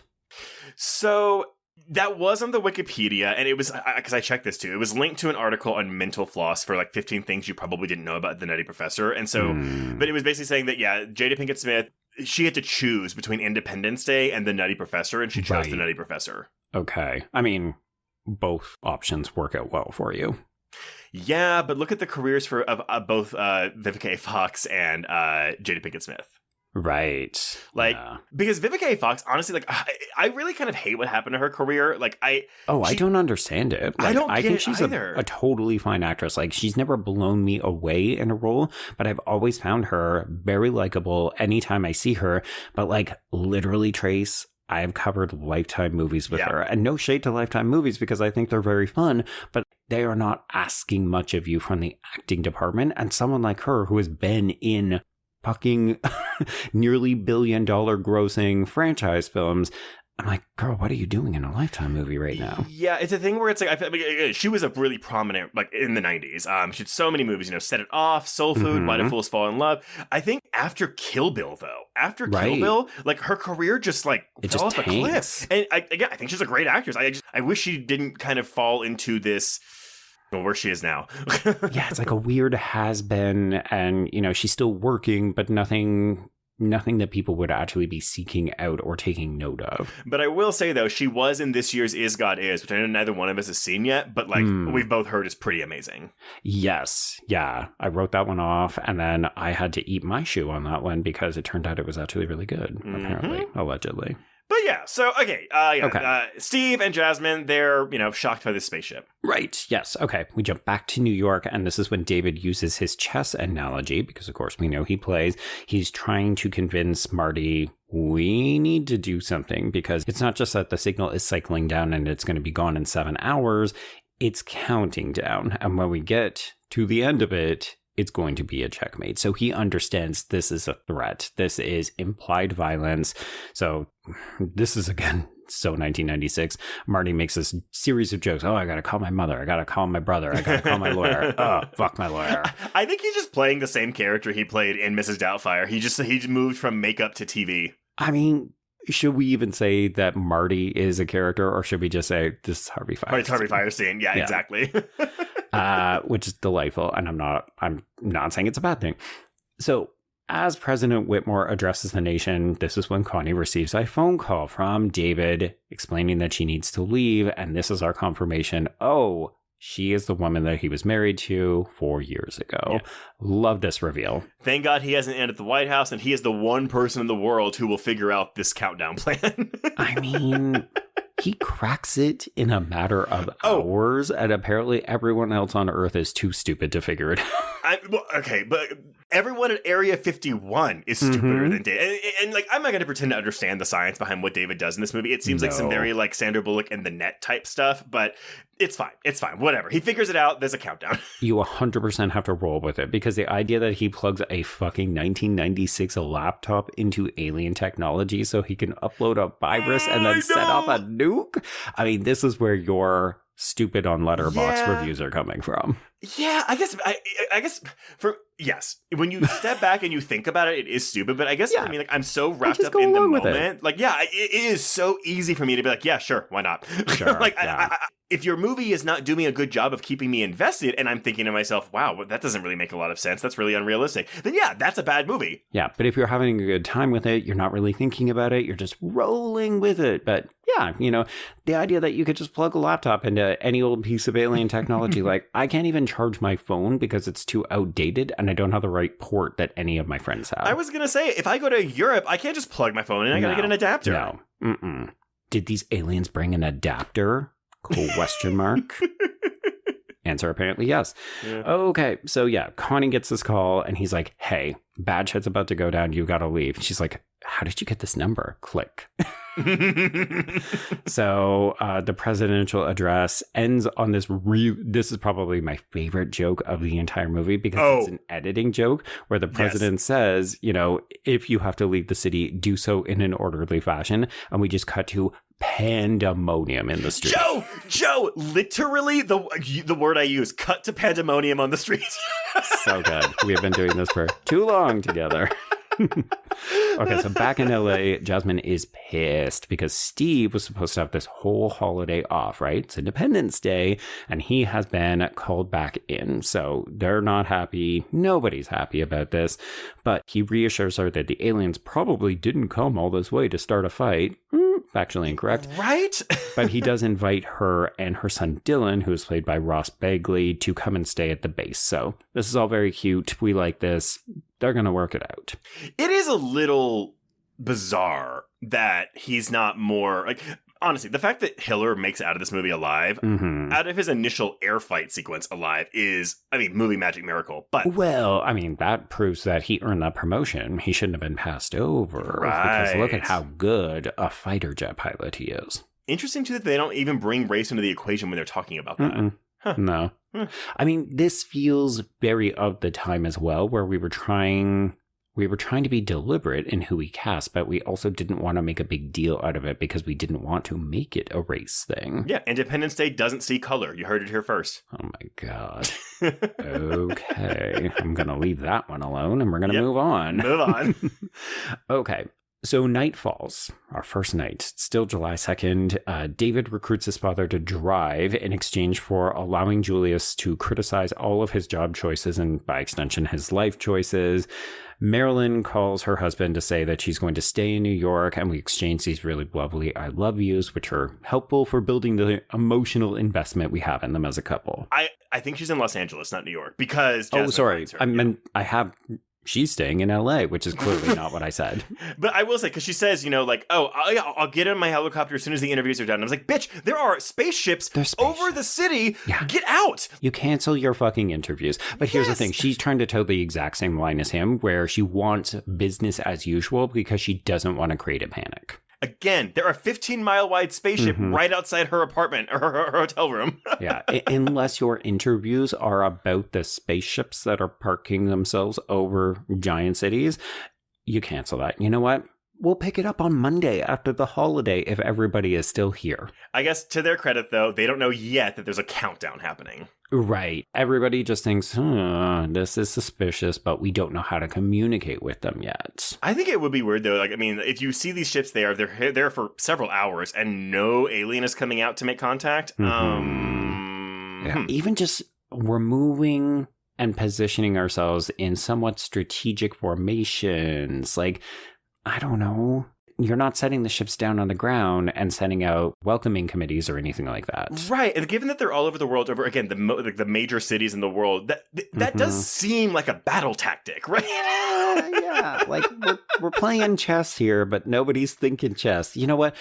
The aliens are playing chess and the humans are playing checkers. Yeah. Oh, boy. Oh, boy. Okay, so yes, Marilyn is going to stay in LA. Let's touch base with Miguel and Russell because Russell has been arrested for dropping anti-alien leaflets around town. So this is the last straw for Miguel. He packs up his siblings and says, you know what, we're going to leave. It doesn't matter that Troy is apparently very sick with expensive medicine. My favorite thing about these extended cut sequences is that we don't even know what this kid is sick with. It's just he's sick and has expensive medicine. And he vomits every now and then. Yeah. And then we get him penicillin later and it'll fix him right up. Yeah. Okay. That is cut in the theatrical version, that's totally fine, honestly. Like, and I think that's why. It's because, I mean, sure, it helps you to feel like, oh, each of the kids is a little bit distinct, but like the fact that there's no real payoff. Well, the main payoff is that it starts Miguel on this forgiveness road where he sees Russell actually trying to help the youngest sibling. Like when we arrive at Area 51, he demands a doctor and this kind of stuff. And you get the sense like, oh, Russell is actually endearing himself to Miguel in his eyes, so it anticipates the big sacrifice at the end of the film. We don't need it, though. I know honestly, you could cut out the 3 kids and just leave Randy Quaid, and it probably wouldn't make that much of a difference. Yeah, but then you don't have the emotional heartstrings of, I know. Dad, no, what is he doing? I know, but... Anyway, it's fine. Yeah. Okay, so we move the action to El Toro. This is the military base where Steve has to report in. Trace, let's introduce... a very queer-coded character. Jimmy Wilder, who is played by Harry Connick Jr. This character makes so much more sense when you understand that the original person is meant to be Matthew Perry. Oh, shit. Yeah. So, like, here's the thing. I think Harry Connick Jr. gets away with a lot of the comedy because he does comedy and weird, very threatening genre performances in equal measure. I think he's fine in this film, but I think the jokes have a Matthew Perry feel to them. Right. Yeah. I wonder why Matthew Perry didn't... I wonder if he was on drugs at the time, actually. I think, there might have been some personal stuff. Because I know that was going on in the early seasons of Friends even, so... Yeah. Needless to say, if you didn't feel like, oh, well, the director of this film is queer, if that's not enough for you... the way that we present the Jimmy and Steve relationship is like they're having a DL relationship. Like they are 100% fucking on the base when we're not getting it from Jasmine back in the city. Yeah, when they are changing in the locker room, they stay behind while everyone else leaves to go hang out in the shower together. Yeah. So, obviously in the world of the film, they're presented just as best friends. They're a little bit competitive because they're both pilots. This is where we learned that Steve did not get a promotion that he was hoping or expecting to get. And we also learned that he is maybe thinking of proposing to Jasmine. And we get this, it's 1996, not quite gay panic joke, but it is still a joke about maybe being misrepresented as queer because Jimmy ends up dropping this ring, getting down on one knee, and then holding it up. And this other guy just does the, oh, I'm sorry I walked in on this, while he, skedaddles out of there because he thought he was interrupting a gay marriage proposal. Oh my God, 2 men proposing? What? Wild. Here's the thing. I don't think it's handled badly. It's very much, we don't want a gay character in this film, but we also do want to kind of acknowledge, like, there's some homoeroticism in this. Like, I mean, my queer reading for this is that these 2 are lovers. Jimmy dies. It's all very sad. And then we pick up David to replace him by the end. And that's why we get the Top Gun or the Top Gun Maverick final shot of them walking across the Mojave Desert together. Oh, yeah, that does make a lot of sense. Okay, yeah. So Jimmy tells Steve, you can't marry this woman. She's a stripper. Cut to Jasmine stripping to an empty club. Yeah. So I always want more of the relationship between Jasmine and her coworker, Tiffany. Kirsten Warren, who, Joe, tell me you recognize her as the woman that Laurie Metcalf shoots and kills in the grocery store in season 3 of Desperate Housewives.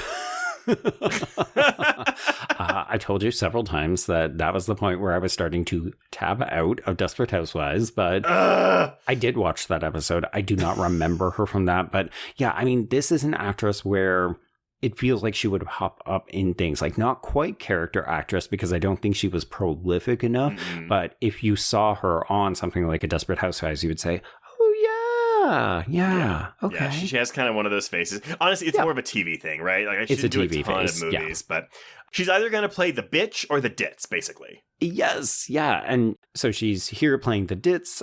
She's the stripper ditz who very much thinks maybe we should trust the aliens. So she wants to go to an alien welcoming party on one of the city's skyscrapers. Yeah, and I gotta say, I never cried when she died, but like, cause she's kind of the first big death of the movie. Big in quotation marks. Yeah, in quotation marks. But like a character who was like had dialogue, like with a main character. And yeah, I remember my dad being like, "This stupid bitch."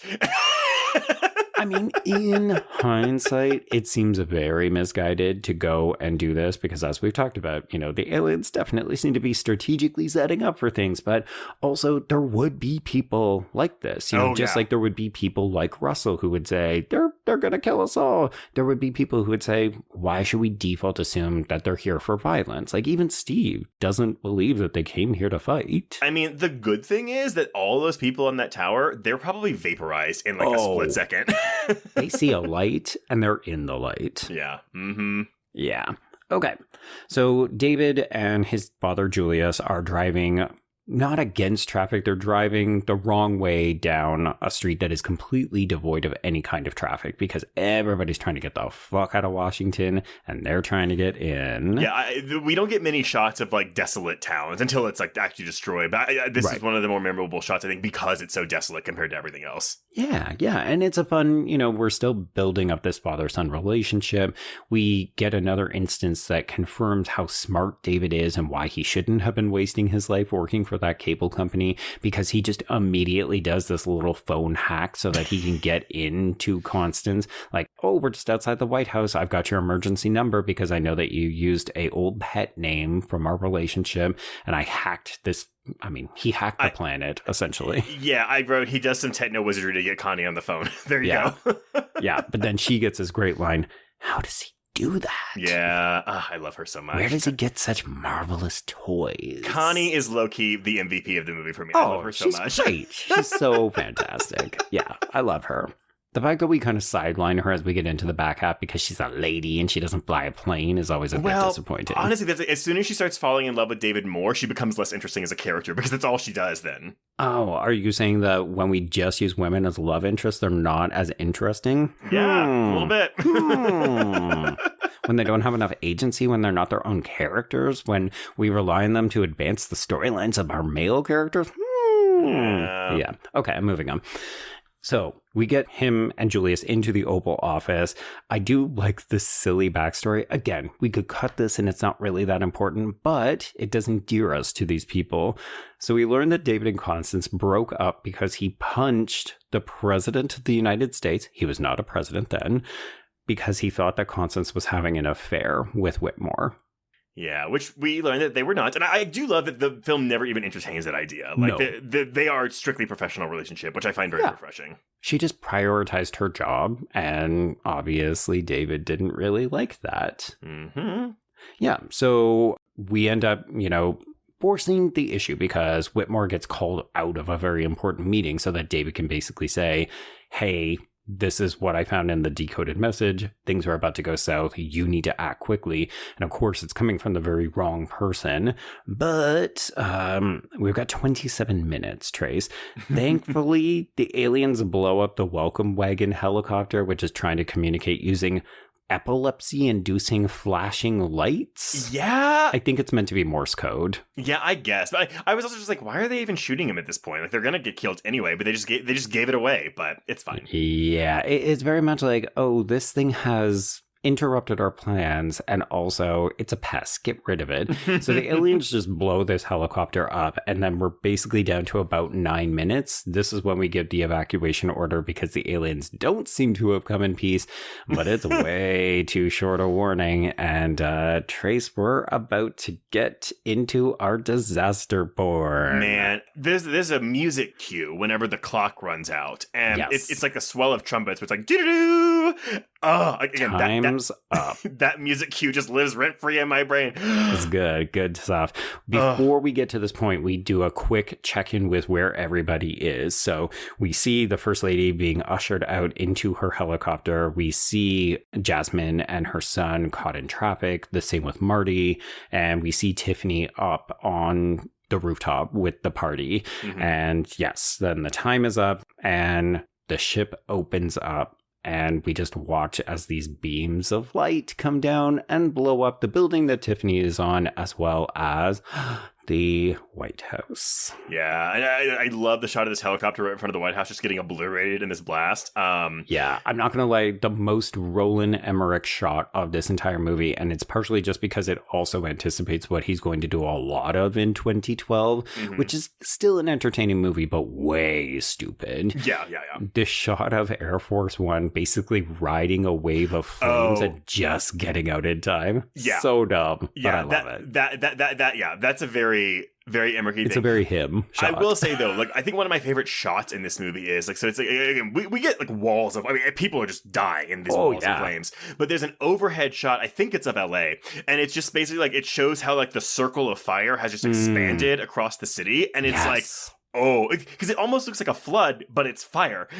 Yeah, those were the shots where I said, oh, wow, this really looks like an atomic bomb kind of explosion. When you're thinking there's at least 50 more of these across the planet that are getting this exact same treatment. Yes. Yeah.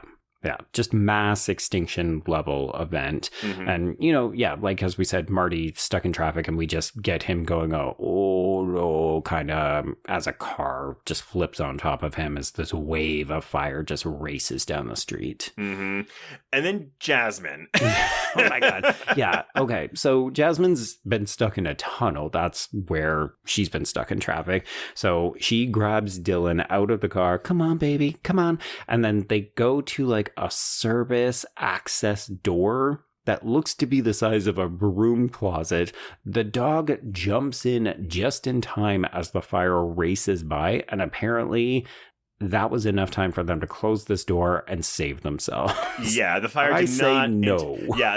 This to me is the dumbest part of the movie. But I will say though, there's a slow motion shot when she's carrying the kid, like running down, and like she turns around to look. And again, the score has this really good swell to it, where I'm just like, oh, the tragedy. I mean, again, I don't want to see these people die, but like the way that they write her survival, because even later when we see her crawling out of the rubble, I'm like, well, it looks like the place they were in just collapsed. So, like the tunnel came down on top of this. And how did she manage to just, like, we see everybody and they have little tiny smudges of dirt on their face and maybe some dust in their hair. And you're just like, these people are dead. Yeah. Yes. Anyway, it's fine. It's fine. It's fine. I don't care. I don't actually care, but I felt compelled to mention it. Yeah. I mean, I also love the shot of the dog jumping in just in time. Oh, yeah. You know, yeah. Does it defy any kind of logic? Absolutely. Do I care? No, not at all. Not at all. I don't care. The dog lives. It's good. The dog lives. Yes. Okay. Day one is complete, and we open up on July 3rd. So we begin with a fallen Statue of Liberty as we see Miguel and Russell. They are listening to reports on the radio. So we are now part of a kind of convoy of RVs. But I think they're still stuck in the highway because, of course, they're in between major metropolises. So they're not in any danger of being blown up. On Air Force One, Whitmore laments that they didn't evacuate earlier. So he's definitely blaming himself. Like, I guess that's the other thing, too. Even if they were friendly, why wouldn't you want to order the evacuation just in case? Just in case. Because I guess if you think about it, there's so many cities and like the population of just New York City alone is millions of people. Like, where are you going to ask those people to displace to? You know, think back to The Dark Knight, where we've got to evacuate hospitals and it's this huge undertaking. Only do that with everybody and it's an island. Yeah. I mean, I now that I'm in Colorado, I'm like, okay, good. Like, there are very few disaster movies where the disaster reaches Colorado. Right. Yeah. You're in a safe zone right now. Until all the people from the West Coast try to come into your space because they've got nowhere to go. No, the president's going to call the evacuation order too late and they're all going to get vaporized. So it's fine. There we go. Okay. Good to know. So, yes, we've got Jasmine and Dylan exiting into absolute chaos. There is more queer-coded banter between Jimmy and Steve as the Black Knights prepare to attack. So this is the next big sort of action set piece is, okay, humanity is going to fight back. We're going to send our fighter jets up into the sky and we're going to try to blow these alien ships out of the water. And I will say, there isn't a ton of escalation from this point forward outside of the fact when we get the little alien battleships. But like, because this destruction happened 50 minutes to an hour into the movie. There's still an hour and a half of the movie left. And you're like, okay, wait. Yeah. What else Clearly, is there going to be? This is not going to work. There's got to be some other hiccup or new complications, right? Yeah. But I mean, the reveal when those ships come out of the bigger ship, I'm just like, oh, fuck. No. And they also have force fields. They also have force fields. Not a good thing. Before we talk about Will Smith and his death-defying, job of evading and all these other things, I did want to note that there's a communications guy who is coordinating with all of the jets and also General Gray, and it is Sean Whalen from Never Been Kissed, as well as the people under the stairs. Oh my God, I don't even think I noticed him in here. Yeah, I mean, he doesn't get much to do. He's basically, here's the thing, I could not shake how much all of the military parts of this film reminded me of where we are going to go with Star Wars movies. Because when they go up and, they've got force shields or whatever, and our missiles are not getting through. And then, yes, the mini alien ships come out and they all have their own force fields. I was just like, oh, this literally looks like The Force Awakens or, Revenge of the Sith or whatever. Like, it's Star Wars battles at this point. Yeah. It is when the film kind of shifts more into action movie territory and less disaster movie. Again, like the first hour of this movie is a disaster movie, but we kind of shift out of that moving forward. Yeah, now it's a more conventional kind of action movie with aliens. Mm-hmm. Okay, so this attempt is a complete disaster, and we will learn that they were trying to do this in other cities, but this movie is also surprisingly North America, like America-centric, which I don't know. It's called Independence Day, so maybe I shouldn't be that surprised. But I feel like what lesson we would take from this is that we would actually introduce more international places in the future, right? Like Pacific Rim, right? Like where we deliberately cast particular actors or characters in international waters so that we could say, okay, well, this will help us to draw in the Chinese crowd and this kind of stuff. Don't worry, we do that in Independence Day Resurgence. Oh, I'm sure we do. Yeah. With a woman by the name of Angela Baby, and the irony there is that she's a Chinese singer, but that movie didn't perform well overseas because that actress is barely in the movie, and that's what they use to market it over there. Yeah, I think to me, and you'll probably agree with me on this, the best example, or maybe the most egregious, is what we do with the Meg. Yeah. Where it's like, how do we make sure that this movie plays in China? But here's the thing. It fucking worked for that movie. Oh, yeah. That movie made $500 million, which is still shocking to me. Yeah, because not a great movie. No, second one's better. Still not a good movie, but better. No, we do have an episode on the second one, too. Yeah, we do. Ben fucking Wheatley. What are you doing, man? I know, man. Okay, yeah, so this is a bloodbath, and we are basically left with just Steve and Jimmy, and then Jimmy starts to hyperventilate. He takes off his mask. He's not paying attention, and he just gets blown up, and it's very sad. Yeah, when I was a kid, I thought that him taking off the mask is what caused his ship to blow up. I did not. Okay. I don't know. Again, because this is one of those movies where it was coming at a formative time for my development, not just as a movie watcher, but just as a person in general. And so, I was like, I remember asking my parents, how did he die? Why did he have to take his mask off? He couldn't breathe. Because I was like, well, why? Will Smith can breathe with his mask. What's going on? Right. Okay, so baby, we're going to teach you some media literacy. And also the concept of things like mental health. Yeah, basically. Oh, yeah. The Thurman family was really talking about that in 1996. Well, watching Independence Day. Yes, yeah, basically. Obviously. But but either way, Will Smith is devastated by this. It does suck. He just blows up, which I guess most people in this movie do die just by blowing up. Yeah, it's a lot of that. It's people get shot up or exploded. Yeah, that's basically the default. So this leaves Steve completely by himself, but he's such a good pilot that he manages to evade this. So we do kind of like a Phantom Menace style. We're going to go through the Grand Canyon. We're doing all kinds of dodging and weaving and doing different things. This is the part of the performance I don't like Will Smith, because he's just like, yeah, you want this? Oh, yeah, cool. Oh. And I'm like, okay, just do the action sequence, please. He is a bit of a one, but I mean, again, it's a thing where it's these one-liners of his didn't really work for me now, but they did work for me back when I was a kid. Here's the thing, you were the target audience back then. For sure. You just not just shoot that green shit at me. I was like, yeah. I rolled my eyes today. But as a kid, I was like, yeah. I mean, even this moment where, so we end up luring this alien vessel into a bit of a trap. We use the parachute so that it can't see, and then it hits one of the walls of the Grand Canyon, and this alien is knocked out. So Will Smith, stomps up and he opens up this alien spaceship and punches this thing out, welcome to Earth. And then he goes, now that's what I call a close encounter. And you're just like, oh God, the punchlines. But here's the thing.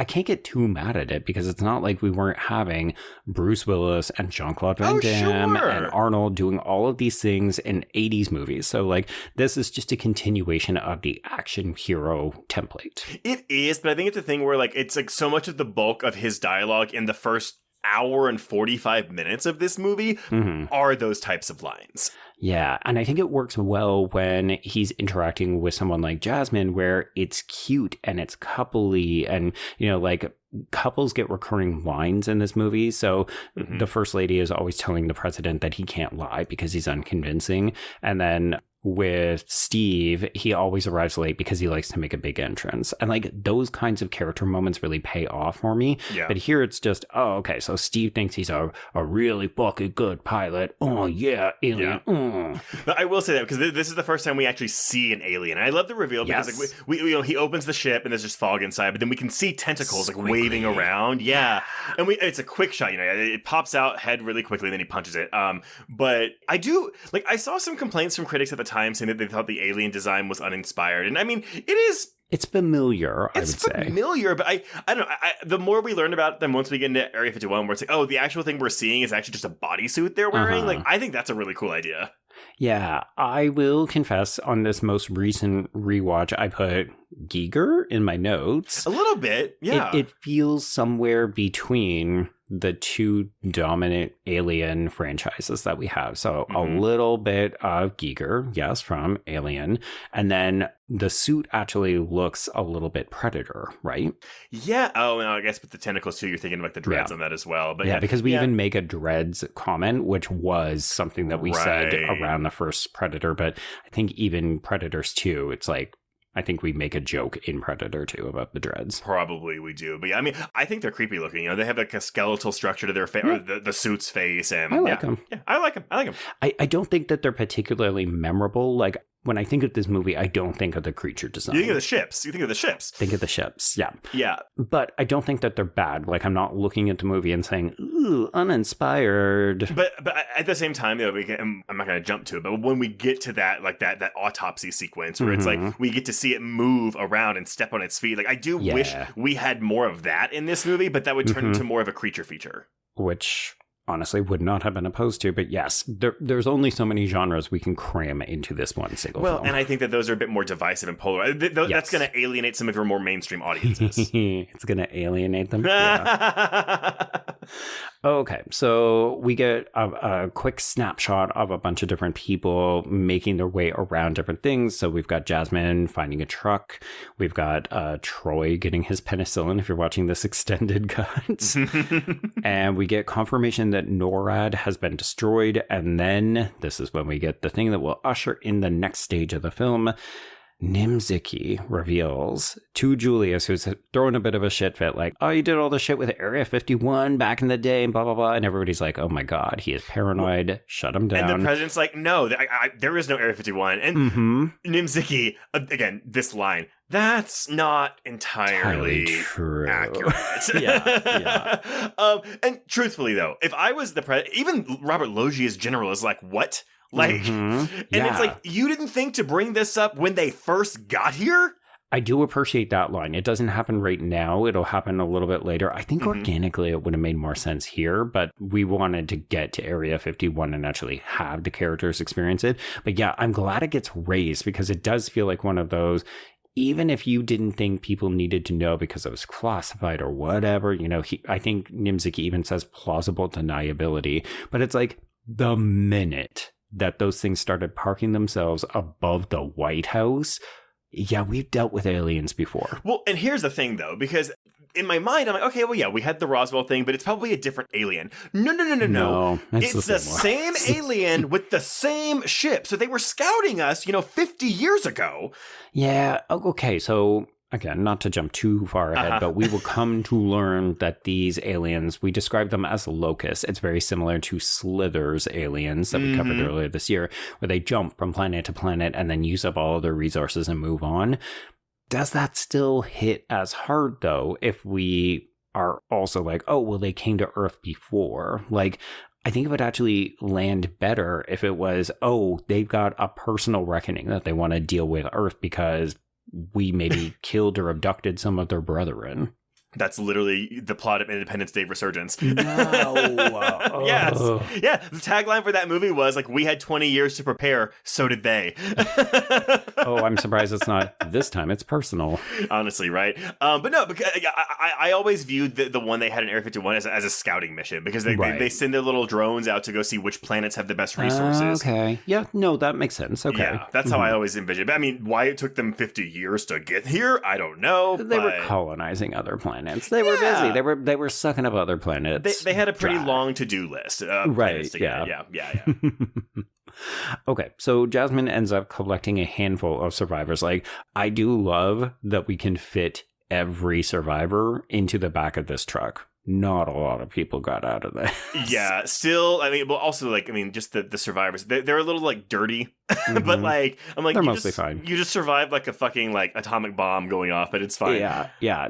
So one of the survivors is, of course, the First Lady, and she looks like she got, an ouchie in the side, but everybody else, you're right, it basically looks like we dusted them up a little bit, and then we threw them into the back of the truck. Yeah, this is the movie where Child Trace learned that internal injuries could kill you. Yes. She doesn't look that bad. She's still fine. having full-on conversations. Yeah.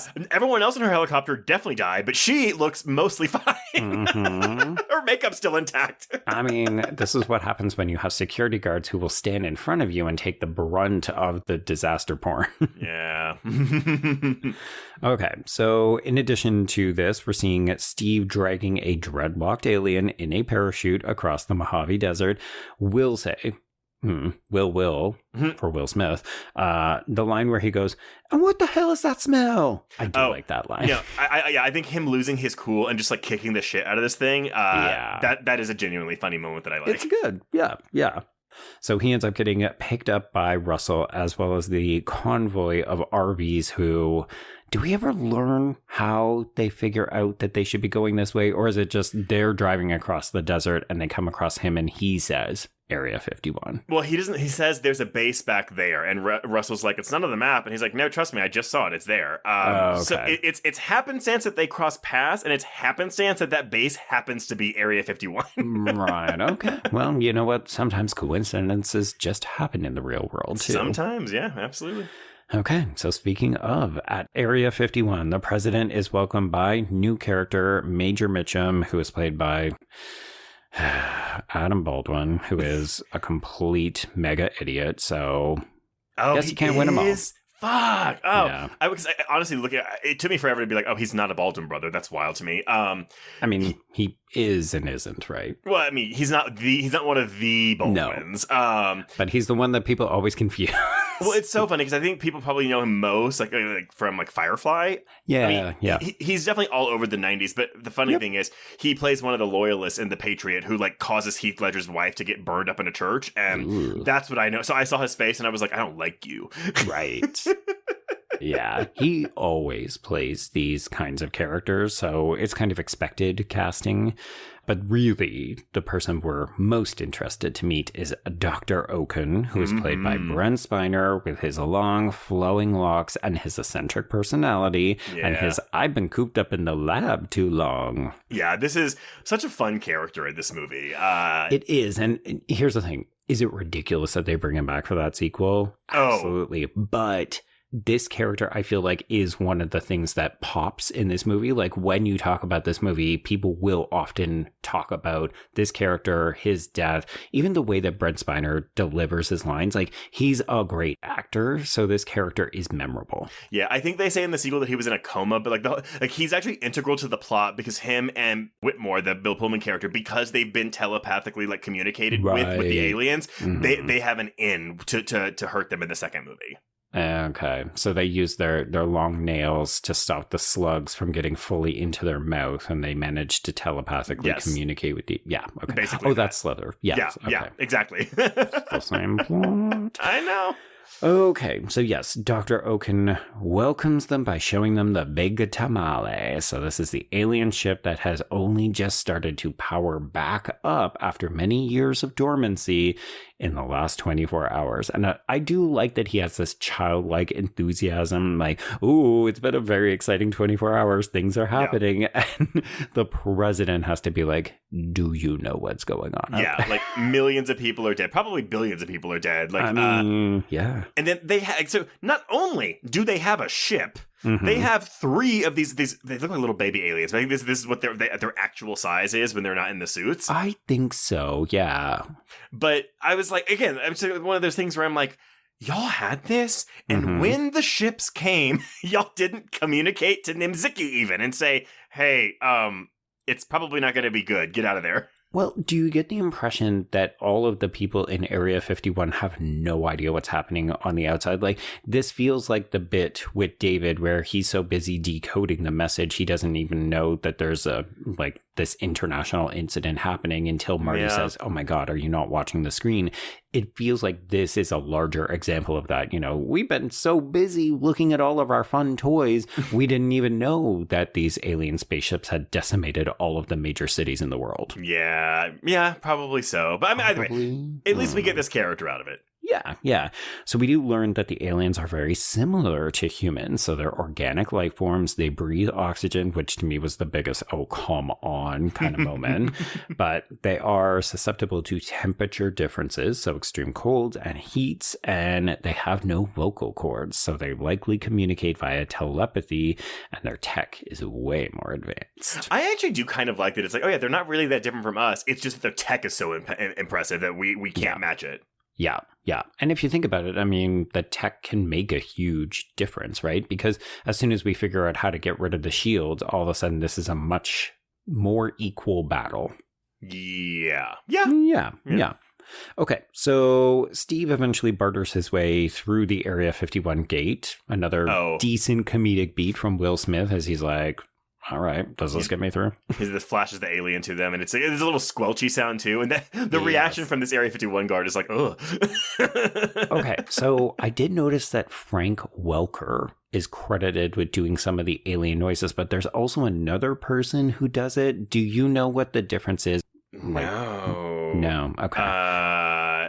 Okay, so it's special vocal effects by Frank Welker and then alien vocal effects by Gary A. Hecker. So I wonder if Frank Welker was in charge of all of the non-alien like he's known for animals too. So right, okay.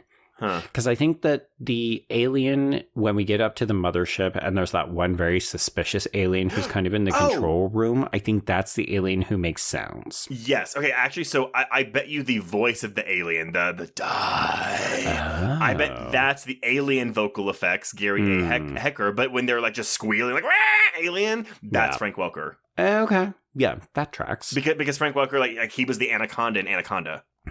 I will never forget that fact. Yeah. That is the wildest filmography credit.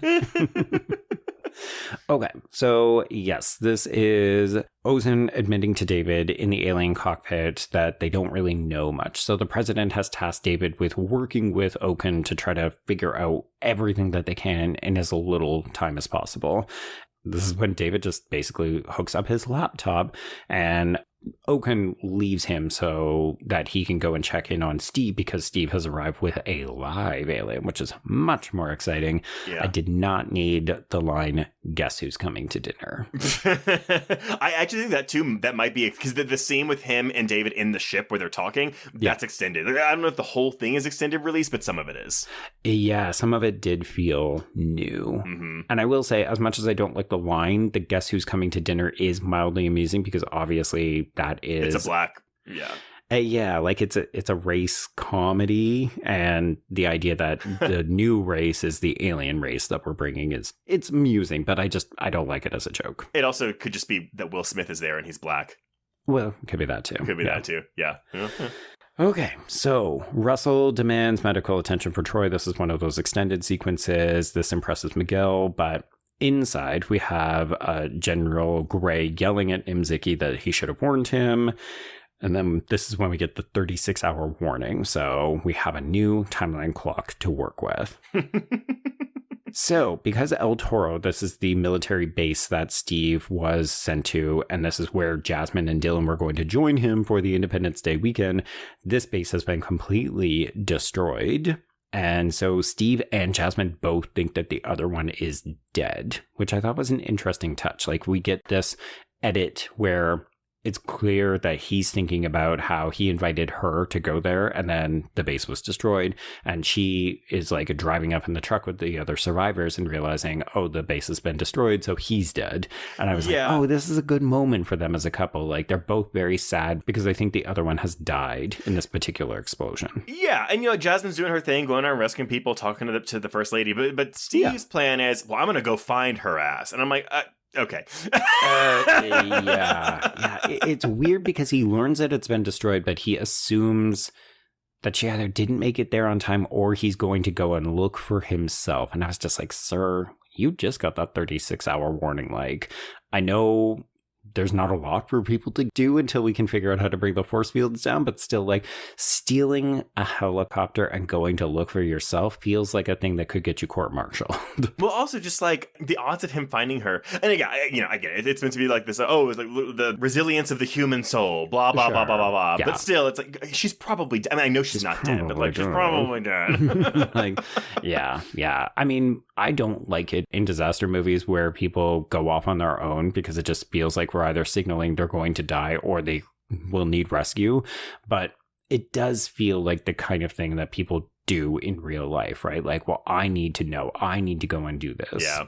Yeah, I think the older I get, I find myself being more forgiving with those things because I think my I don't give a fuck like has increased so much. So I'm like, I'm gonna do what I want. Like, the world's ending, whatever. But yeah, in this scenario, I'm just like, dude, like there is. I mean, again, I get so little chance that you would even find her among the mass casualties. Yeah, like the Los Angeles and El Toro have been turned into mass graves. So yeah. Okay, one thing before we move on to the fantastic autopsy set piece, I did just want to highlight, because I felt like it was unique for a film from 1996, when Jasmine is talking to the First Lady, we're talking a little bit about, oh, this is my kid, and, no, I'm not married. And then we have her acknowledging, I notice who you are. You're the First Lady. We didn't vote for you. Uncomfortable. But there's this one moment where Jasmine acknowledges that she's a dancer and she's not ballet dancer like the First Lady thinks. And she says, no, like I work as a stripper. And she says, I don't care. The money's okay. And I got to do whatever I do to like raise my baby. And I just thought, that is quietly progressive for this very mainstream summer blockbuster movie to not stigmatize. I recognize it's not sex work entirely, but it's like pretty sex work adjacent. Yeah, I mean, it's not a highly regarded profession among most people. Yeah, so I just liked that we have this character admitting I'm actually fine being a stripper, as opposed to being like, oh, I'm just doing it temporarily, or, oh, I lost my job and I have to support my baby. It's like, yeah, like I need a job. This is what I'm good at. Like, have you seen her legs? Yeah. This is when Baby Trace learned what exotic dancer meant, because I remember asking my parents, what does exotic mean? Like, I don't understand what that, even though I saw her, you saw her dance, but you're not seeing titties in that scene, So no, like, I didn't know what a strip club was. I was like, oh, she's just dancing at a club, whatever. But yeah, that was part of Fox's audition, one of her 6 auditions, though, where she first came in because she was playing a stripper, and she came in with like a tight clothing, like white leather types things, and basically they said, hey, like you are a stripper, but you're also like a mom first, and so actually don't think about dressing up like a stripper stereotypically. Come in like it's a Saturday, like you have like jeans and like a loose button up shirt, and like you're in mom mode. And she came back, and when she did, that's when she got the part. Okay, interesting. You're not a stripper, you're a mom. You're a mom. But I mean, really, if she's dancing at the cheetah, she's not dancing. I mean, Marilyn does that because when she says exotic, she's like, oh, sorry. Yeah. Oh, there's judgment for sure. Sure. You know what, lady? It's the end of the fucking world, and this woman just saved her life. She's dancing you over to your husband so that you can die in his arms. So shut the fuck up. Okay, so Let's talk about the alien autopsy sequence. So we realize that what we're looking at is actually the alien armor, and we have to cut it open oh so slowly. Trace, did you notice that med assistant number 1 is played by Leland Orser? No. Yeah, I think he has a line of dialogue in this. Folks, if you don't recognize the name, another character actor, but he's most famous as the, what is it, Lust from Seven? Yes, Lust from Seven. Yes. Alien Resurrection. Yeah, Alien Resurrection is the one I think of the most. But, okay, there is one jump scare in this movie, and it is when they are cutting the suit when they open. just cut it open. Oh, and like it just flies. It's like a Venus flytrap that just like flies open. It's so good. I mean, again, this scared the crap out of me when I was a kid. Yeah, but I think the way that this is staged, in addition to the way that it's being shot, so again, we've got the fog and the doors don't open, and we've just got this thing kind of rampaging as it goes after all of the med assistants. And I don't remember my initial impression back in 1996, but watching it for this, like I knew to keep an eye out for this because you mentioned this scared you quite badly as a kid. Mm-hmm. This set piece is legitimately scary. It is shot like a horror movie and people fucking die. It's a horror short in the middle of this alien invasion film. Yeah, because like we are doing the autopsy, and we the audience see first that the arm is moving, and then again we have like one of these med people, maybe it's Leonard, again this line delivery, the arm is moving, and then like I love the way the alien like crawls, because it doesn't leave the suit because it's clearly still walking in the suit, but the way it kind of like pushes its head out of the suit, like, and we have these great like sci-fi sound effects for the telepathy, and like there's a great shot when its footsteps in the ground, its toes like bend backwards. It looks very velociraptor-y. Yes, very velociraptor-y. The other thing that I thought, so eventually Oaken gets killed, but he ends up getting puppeted because we need the vocal cords so that the alien can communicate. And it's not a long conversation. It's very much, we want you to die. And, we're going to telepathically assault the president, but, you know, it'll be helpful later on. But I was also reminded of that sequence from Killer Clowns from Outer Space. Oh, yeah. Oh, I like that. That's fun. Yeah, I don't think this is a deliberate homage or anything. I think it's just, this is a fun way to show the ingenuity of this alien and how scary it can be to just watch a human being get puppeted. But I was like, that is fun if it is a homage as well. Yeah, I mean, I do think that Emmerich and Devlin were pretty well versed in, again, obviously disaster movies, but I bet you they watched a lot of alien movies too. I hope so. Yeah. Okay, so anyway, we find out what the alien's master plan is, and this is when we say, okay, I think the next stage is go to nukes. Well, because they try to talk to the alien, and like they're like, hey, like let's have some peace, and it's like, no, what do you want us to do? Die! Just die. Yep. There's not a lot of wiggle room, not a lot of negotiating to be done when that's what they want. Yeah, and again, just like the release me, like speaking through Oaken's mouth, like with the it's so good. Ugh. It's really good. Yeah, and then we just shoot this motherfucker because the glass isn't bulletproof. That's a pretty funny. It's very funny. It's very like Sydney and Gale turning around to shoot Mickey in Scream 2. Yeah, are you falling for this? No, me neither. Okay.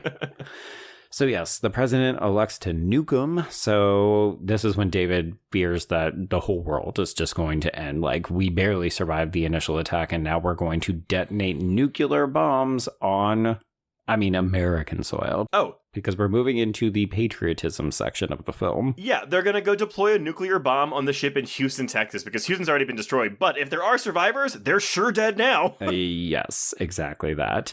So this is where we get a little bit more backstory between him and Constance, where they talk a little bit more about the marriage and their careers and how they were just at very different places and so on. This is when Steve steals the helicopter so he can go and find Jasmine. And of course, he arrives and she's just there with everybody. So it's very convenient, we can say. Yeah. I wrote about notes. Good thing more people didn't survive, or else we wouldn't be able to get them into that helicopter. I'm also thinking, like, okay, wait. So Jasmine is coming from, she drove that truck all the way from LA to Area 51 in like New Mexico. No, she didn't drive it to New Mexico. She drove it to El Toro, which was the base outside of LA that he was going to go to. So he flew the helicopter from Area 51. Right. But, okay. Yeah. Yeah. Okay, so we're going to explode this nuke over Houston, and this is a fun kind of sequence where we get to see the guys in the tank as they're surveying, and the bomb goes off, and we wait, and people start to celebrate, but it's too early because the target remains. I like it. I do too. The president wants to do a full abort, even though Nimziki does not. He's like, no, we should hit them again. It's like, it's not going to work, man. Like, come on, man. Yeah. So it worked in World War II. It is not working now. Mm-hmm. So, yeah, that plan is completely out the window. We're still looking at a countdown. Like, any other cities that have not been decimated are still on the chopping block. We have no plans. And, we brought home the first lady, but she dies of internal injuries. And we get this very sad scene where, yes, first daughter, Mae Whitman, asks if mommy is sleeping. And then it's July 4th, Trace. Sob, little baby Trace. And now it's Independence Day, the title of the movie. Independence Day. Okay. So Julius finds David having a drunken temper tantrum. And this is where we have a really nice father-son moment as he reminds him that you've got to have faith and that he should pick himself up off the floor because he shouldn't get a cold. Mm-hmm. This, of course, spurs inspiration. So the next time we see David, he's prepared a demonstration. Good comedy beat is when this bullet ricochets and nearly kills everyone in the room. Okay, but literally I was like, that was really irresponsible because I wrote in all caps, anyone in that room could have died. Yeah. Can you imagine? It's just like, oh, Mr. President, we just, oh no, Mr. President. I think Mae Whitman is in the room. She is. Yeah, I think everybody's in the room. Everyone's in the room. It's a big show and tell. It's just a Russian roulette. Yeah. That would be so funny. One of these red shirts in the back just goes down like, oh, shit. Yeah. Needless to say, the shields have been taken down. So, yes, we learn that we have used a computer virus as a way to give this alien technology a cold or a flu. And of course, this should allow us to infect their system. The problem is that in order to deliver it, we need to use the alien ship that we have at Area 51, which means someone has to drive it, i.e. Steve. Oh. But we also have to have someone deliver this virus by linking up the ship to the mothership or one of these other larger ones. And no one knows how to do that. Except David. Yeah, I mean, I like that we pair these guys off now because they haven't really interacted for any of this movie. So at least the whole last act, it's the Goldblum and Will Smith show. Exactly. Yeah. And this is where we really bring them to the forefront. These are our de facto leads. They're both mutually great at what they do. So pairing them together, you're going to get a little bit of body comedy. You're going to get some New Deal action. Now that Jimmy's dead, it's like, hey, swapped you out for this other white guy. So, hey, we're leaving our wives behind. So what do you want to do? 100%. Yeah. So the only issue with this entire plan, apart from all of the other obstacles, is that we're going to outfit a nuke so that you can blow up the ship after you deliver this payload of the computer virus. Mm-hmm. But you only have 30 seconds to escape once you set off the nuke. Could you imagine a world in which they don't make it out of the ship alive? In a movie like this, no. Not this movie, yeah. Not an Emmerich movie, but yeah. I could have imagined something where maybe one of them gets out of the ship and makes a sacrifice. But the fact that we have Russell making a sacrifice later, you wouldn't do it twice. Yeah, also they have to give it home to their wives to prove they're not gay. So this is when Nimziki is adamant that this cockamamie plan is terrible. I think this is around the time where he gets fired by the president. Oh, yeah. He can't do that. And Connie's like, well, he just... did. But Steve and David are pretty confident that they can do this, even though I think a lot of this is bolster, pride, right? We have no idea if we could actually do that. Here's the thing. Y'all have 36 hours. You don't really have a lot of options, so you might as well do it. Yeah. Everybody's got something to do. Everybody fucking pitch in, because if not, I think we even say it's the extinction of the human race. Yeah. They're exterminating us. Yeah. Okay, so we also tell our international colleagues that this is the plan, so we send out the message via Morse code, and we get to see this quick little snapshot of different countries. this is where I really don't like the movie very much as a person who is not an American. Like, the Brits saying, it's about bloody time. Like, other countries are not just sitting around waiting for the U.S. to save us. Yeah, Fuck off. It is. Yeah, here we come to save the day. Truly, America. it does. Yeah. Fly that flag. We also learned that this plan is going to get executed in 5 hours. So it's like, we figured out what we're going to do. Get ready. You've got 5 hours, and then start to send up your own jets, because we're going to try to take out these big ships. So, but we got to squeeze a wedding in here. So, oh, of course. Yeah. So we're recruiting Russell. A good comedic beat where he has to talk about, his flight experiences, Vietnam and crock dusting. But then, yes, we're going to get 2 grand gestures. So Steve and Jasmine get married, and then at the ceremony, which is observed by Constance and David, when she sees that he's still wearing his ring, we hold hands. And then the suggestion is like, we're back on as a couple. Oh, yeah. They seem to reconcile during this ceremony, so they're good. I think in part because the whole process has also helped David to understand, I can aspire to be better. I can do great things, which is really what she always envisioned for him, and he just never believed it. Mm-hmm. You know, you shouldn't be satisfied just working for a cable company. You should be trying to save the fucking world. Well, he does. Okay. Trace, thoughts on the infamous Independence Day speech? Yeah, I mean, look, this is a pretty famous movie speech. I'll just give you the backstory on this. So, okay. According to Devlin, the president's speech, Emmerich told him, just write, when they were writing the script, just write something for now. It'll be a temp. We'll work on that later. Devlin just vomited out a speech in his words. He's like, I don't even know if Roland's read it. I never reread it. During filming, I was in the production office, and they told me that they were about to start shooting the president's speech, and I panicked because I was like, oh my God, I never rewrote the speech. He goes, I come running down to the set to work on the speech. As I got there, Bill Pullman was rehearsing, and all the extras freaked out when he did the speech. And I was like, oh my God, this is great. I don't need to change anything about it. Maybe I word vomited out a great final draft. But remember how I said they were in a war with the studio over the title. The studio didn't like the name Independence Day. Devlin ran in and said, hey, change the last line to today we celebrate our Independence Day. And that is the only change to the speech that happened between the original writing of it and then this production. And then because of this, they couldn't change the title. That is wild. That is a story that's almost too good to be true. Right? But if it is, great. Yeah. I mean, here's the thing. I don't love this because you're very anti-American. We get it. Your patriotism sometimes feels very off-putting to people who don't live in America. And this is one of those instances where I think cinematically, it's a fantastic moment. Like, this is the rallying cry. This is what you want from a president. And Bill Pullman is selling the fuck out of this. Like, I feel like he never really gets a lot of credit as an actor. He's kind of like mid-tier. He shows up. Maybe he's in a romantic comedy with Sandra Bullock. Or a David Lynch movie. Oh, stay tuned. We are covering Lost Highway one of these days. My husband will really want to be on that episode. Oh, perfect.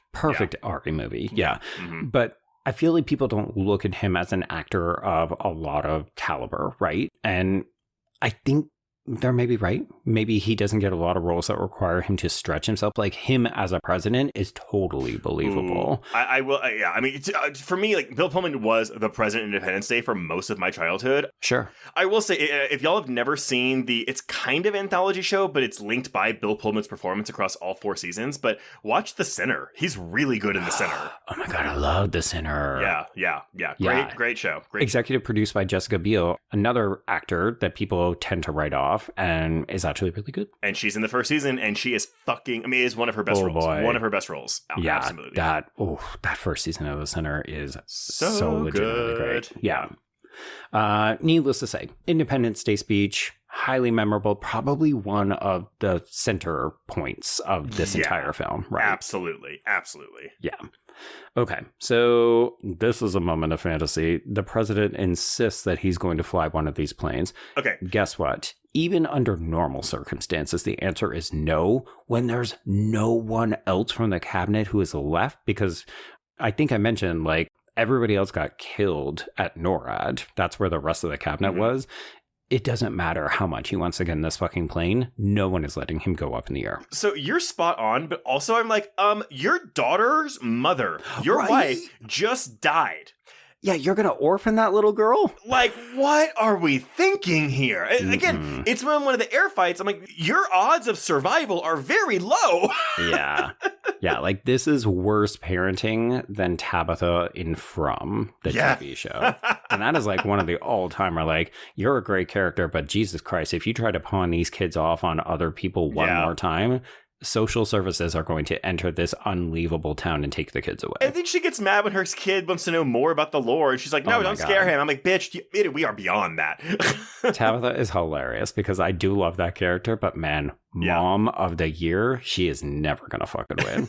And this is President Dad, never going to win the Dad of the Year award. Yeah.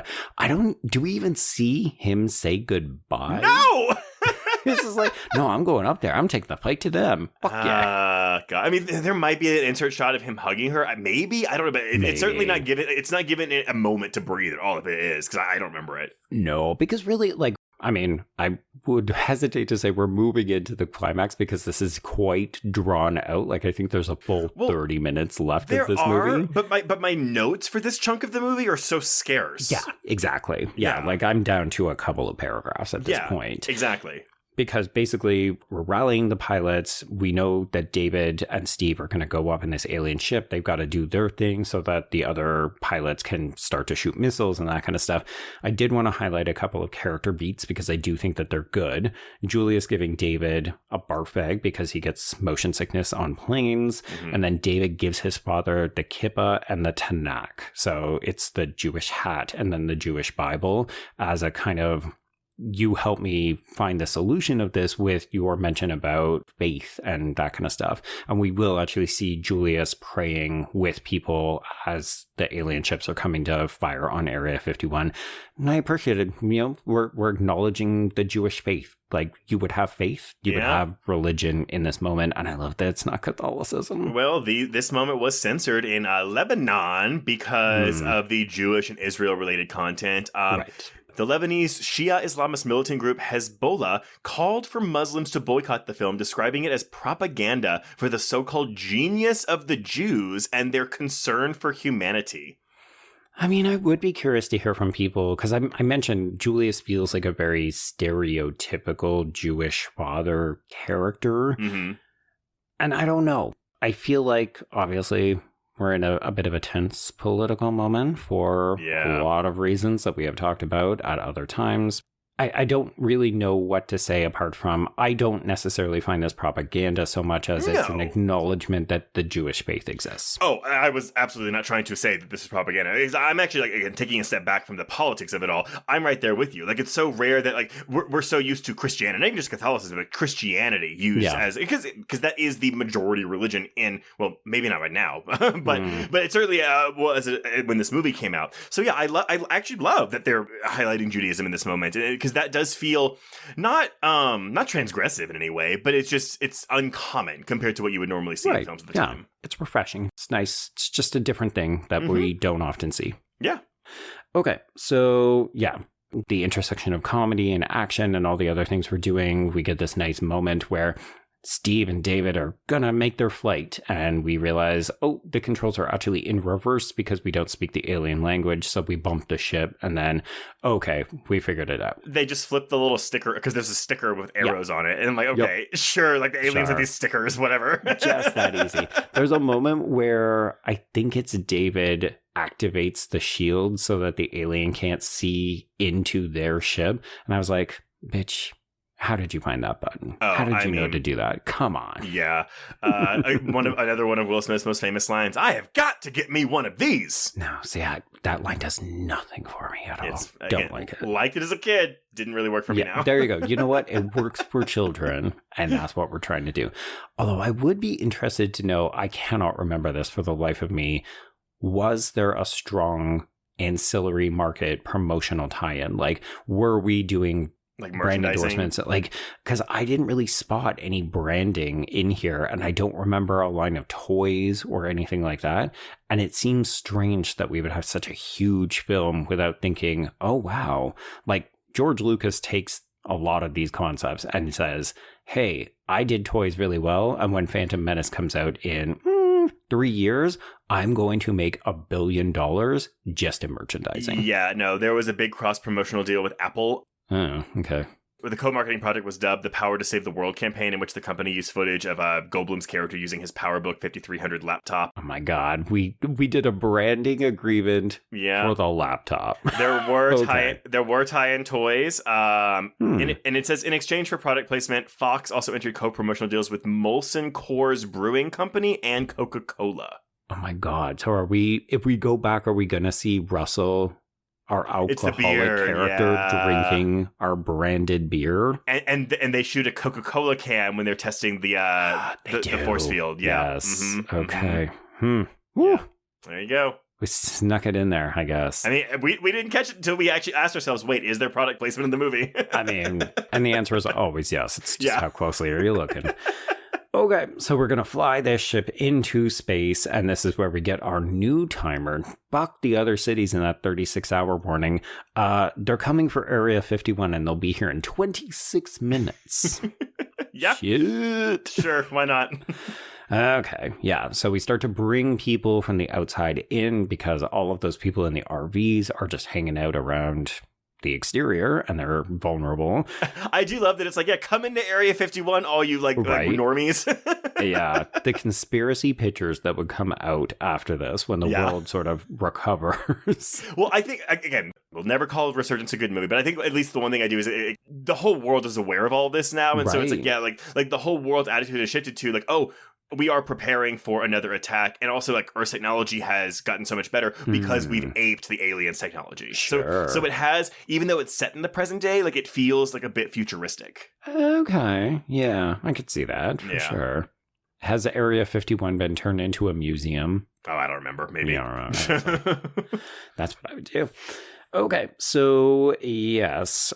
Down on the planet, we're collecting people, bringing them inside for safety. Meanwhile, we've got Steve and David basically getting caught in a tractor beam. So the mothership brings them in. They can't fly. They can't do anything. I will say I never, because the film doesn't really highlight the shot, but when they first fly in right before they get clammed, like you can see just all of these aliens like standing in a row looking around. I've never caught that shot before. I was like, why don't we focus on that more? That looks cool. I think that might be one of the new things from the from the extended cut. Oh, maybe you're right. Because I didn't remember that either. Because, yeah, there's a line where it's like, there must be thousands of them. And I think whoever says the one line, the other one replies and says, maybe millions. And they're all basically primed for an attack.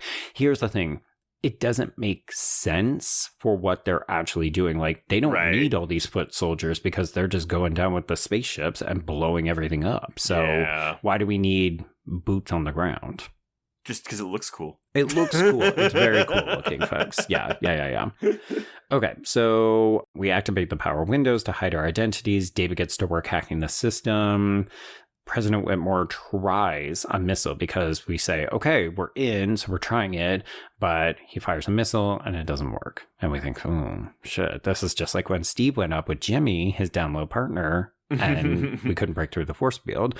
But the president... he gave up on the nukes, but he's not going to give up this time. So he fires another missile, and lo and behold, we get through. So Nimzicky's over there, like he's praying because I guess that's the last time we really see him is when he like sits down in the Jewish prayer circle. But like, somewhere Nimzicky's like, "I told you, one more shot, one more. That second nuke would have worked, man, motherfucker." Yeah, so, okay, now it's a fair fight. We can actually take out these things, but just like a Star Wars movie, there's so many of them. So now we're into an aerial dogfight, and we're using up our missiles, we're using up all of our weapons and that kind of stuff. And David and Steve cannot get out because their ship is actually stuck. And oops, this suspect little alien in the control booth is very suspicious, so we've got to get out of here. So they decide, okay, we're going to shoot the nuke, even though it means that we're going to die. So light your stogies, say your goodbyes, because we're going to die up here, but at least we got the job done. I mean, yeah, I think at that point I'd be like, yeah, we're probably gonna die, man. Like, I don't see us getting out of here. Yeah, I mean, this is really where you gotta suspend your disbelief that they would get out of here, because as soon as they fire this nuke, then it's like, okay, you got 30 seconds. But because they fire it it sets off something. I mean, the mothership is also being pummeled, so it's shaking a little bit, and this jogs them loose. So now they can get out of here. So then it's, it's a race and they're being fired upon. We've got to get through a tiny little hole, and we make it, I think, with 10 seconds. And then, of course, this whole ship goes boom. Which also feels a bit very like a Death Star blowing up. It's that. But then also we have the other ship that, of course, Russell has to self-sacrifice into, which is also very Death Star coded. Yeah. So, hello, boys. I'm back. It's a really good moment for this character who has been the object of a lot of mockery. Obviously there's the heartfelt emotion where Miguel is like, what is he doing? How come he's doing this? I will say, though, I don't think James Duvall gives a good performance when he's like, Dad, what are you doing? No. He feels so disaffected. Yeah, I don't think we give quite enough time to this particular story. We've jumped over it, but the daughter's subplot is just that she wants to fuck. So the whole time she's been trying to fuck guys everywhere they stop. And here she's actually met up with another guy and she's basically like, we're all going to die. Do you want to fuck? And this kid goes, no. Well, no, because she says, I'm going to die a virgin. And he's like, well, don't worry, I'll die a virgin too. And she's like, that was an invitation. I shouldn't say that actually. But that's all extended stuff. Like none of that's in the theatrical cut. Yeah. And you're just like, oh, I know why we cut this shit because none of it matters. None of it matters. I mean, again, these poor Russell kids, it just doesn't matter. No, not at all. But yeah, so Russell ends up having to sacrifice himself because he's the only one that has a missile. But of course, his doesn't work. And so he decides he's going to fly straight up into the beam. So this is one of the splinter ships that has positioned itself over Area 51. And he basically just flies directly up into the line of fire. And this whole thing goes boom. Yeah, really convenient, but it looks cool. It looks great. Yes. Yeah. Okay, so the Morse coders down on the ground relay information around the world. So we're going to get the message out. This is how we defeat all the aliens. And we have... yeah, we've got this really great comedic beat with David urging Steve, must go faster, must go faster. Oh, you mean the Jurassic Park dialogue? I mean, it is definitely that, but Jeff Goldblum sells it so well. Like, truly, it feels like this is the exact same performance that he gave, only a little less sexy than Ian Malcolm. Yeah, he's more nerdy than like smarmy in this movie. Yes, yeah, he's more nerdy, less smart, less sexy, but he's still really good at all the comedic zingers. Oh, yeah. I mean, Jeff Goldblum rules. Maybe it's just the white person in me. I'm like, oh, that white person jokes are really landing for me. No, I think the humor of Jeff Goldblum is universally beloved. Yeah, I mean, I know you don't like Portlandia, but he's got some really great Portlandia gags. Oh, okay. I have heard so many people be like, you need to give Portlandia another chance. Yeah, I genuinely was surprised. I mean, I don't love it. Ari really loves it, but yeah, it seems like it's humor that would be more up your alley. Probably. It's Armisen and I do not get along. We're just not right for it. Yeah. I guess I haven't seen Armisen in enough stuff to like. I mean, except for Portlandia to make that much of a judgment on him. I guess he just always plays a kind of idiot savant kind of. Anyway, it's fine. The good news is he plays like 100 different characters in Portlandia because it's a sketch show. I know, but none of the. It's fine. It's not for me. Okay, so we're celebrating around the world because we have basically defeated these aliens. We do have Jasmine and Constance showing up thinking, oh, yeah, everybody's celebrating. What do you mean? The guys haven't come back. Oh, they're definitely dead, aren't they? Yeah, we lost contact with them 30 minutes ago or something. Yeah, well. But, of course, there they are, walking across the desert. They're smoking. They're strutting. I wrote in my notes, it's Top Gun. So gay. Yeah, I've seen Top Gun once in my life, so I did not put that connection together at all. Like, you could facially swap out one of them. I mean, hopefully. For Tom Cruise. Yeah, exactly. Yeah. So President Whitmore walks up to David because, of course, they still have this sort of banter animosity because of the past. And he just gives him a not bad. And it's haha, but also, oh, good. We finally come to a kind of detente. We respect each other now. Mm-hmm. Everyone's reunited. It's so happy. Yeah. We've got the ship on fire in the distance and the other ships that are falling out of the sky that look like meteors or fireworks. I do like that shot of the big ship just kind of like at a 45-degree angle in the ground. Yep. It's good stuff. So We've got the president wishing his daughter happy 4th of July, and I just wrote, cue the Star Wars theme, because it truly does feel like dun dun dun dun dun dun, dun, but not.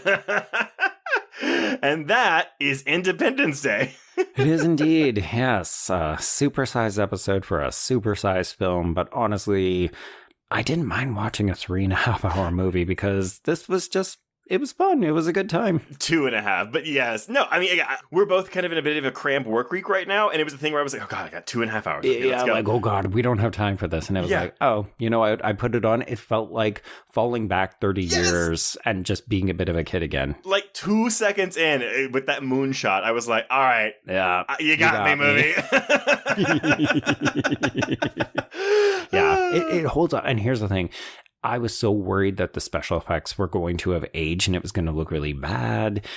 And they don't. Like, there was one shot, as I mentioned, where I think the compositing just wasn't super great, or maybe it's like the green screen or something. But for the most part, this movie still looks fucking great. And I mean, I also just think, you know, to have an openly gay German man, like, directing this very Americanly patriotic, big budget studio tentpole summer release. Yeah, and insisting on casting a black lead, despite the studio saying, oh, we're fucking racist and the world is racist. Like, no, there's a lot of pluses in this movie's, you know, arsenal. Yeah, absolutely. And I think that's something that has to be noted when we're discussing this movie. Because honestly, I don't know how many people really know that Roland Emmerich is gay, because I don't think I knew until like maybe a decade ago. No, and the funny thing is that if you go to his Wikipedia page, he is a staunch activist. So like he is very publicly out. I think it's in the first line of his Wikipedia page. And apparently in Day After Tomorrow, he also encountered issues with like the student not wanting to have an interracial couple in the movie. So he was like, oh my God, come on. I know. And that was 10 years after this. Yeah, he's quite good at progressive stuff. Like, I think I saw somewhere that he has like a lot of vaguely pornographic stuff around his house, like artwork and stuff. And he's very just like, yeah, deal with it. Good for him, man. More power to him. Yeah. Well, okay, everyone. Before we announce what we're covering next week, if you want to get in touch with us, you can reach us on Blue Sky and Instagram at HorrorQueers, or shoot us an email at horrorqueers@gmail.com. Find us on Letterboxd to keep track of all the films we've covered. If you want to chat with other listeners, please join our HorrorQueers Discord. If you have a moment, please rate and review us on Apple Podcasts or Spotify. And if you want more content, including ad-free main feed episodes, please support the show by becoming a patron at patreon.com/horrorqueers. If you subscribe today, you'll get 499 hours of Patreon content, including this month's new episodes on Forbidden Fruits, Saccharin, Evil Dead Burn, an audio commentary on Howling 2, Your Sister is a Werewolf, the conclusion of our requel tier coverage of The Vampire Lestat, and talking about long 90s movies, we are doing a special episode on Terminator 2 Judgment Day for its 35th anniversary. Yes, yeah. So when you say 499 hours, it's because this episode is dropping like 2 days into the new month. So we're going to obliterate that 500-hour mark. Yeah, because Terminator 2 Judgment Day, talk about another 2.5-hour movie that flies the fuck by. Oh my God, I'm so excited to revisit it. Me too. But Joe, what are we talking about on the main feed next week? Surprisingly enough, another banger of a hit, albeit one a little bit more firmly in our wheelhouse. So we're going to go back to straightforward horror. Well, hopefully we'll find a bit of a queer angle to it. But we're going to talk about the other 80s werewolf movie that is not an American Werewolf in London. So to coincide with that Howling 2 audio commentary, we're going to look at the original The Howling from 1981. Joe Dante's The Howling. I'm excited. I love this movie. I think more than you like it, but I love how sleazy this is. Yeah, I like the movie. I don't love it. Honestly, here's the thing. It is a flat 90 minutes, and it's one of the few movies where I'm like, I wish this were a little bit longer. Yeah, it really hums by, but sometimes to the film's detriment. Yeah, I think so. But, you know, we'll dive into it next week. So get ready for some D. Wallace, everyone. But until next time, we can cross out Independence Day. Indeed, and cross out horror queers.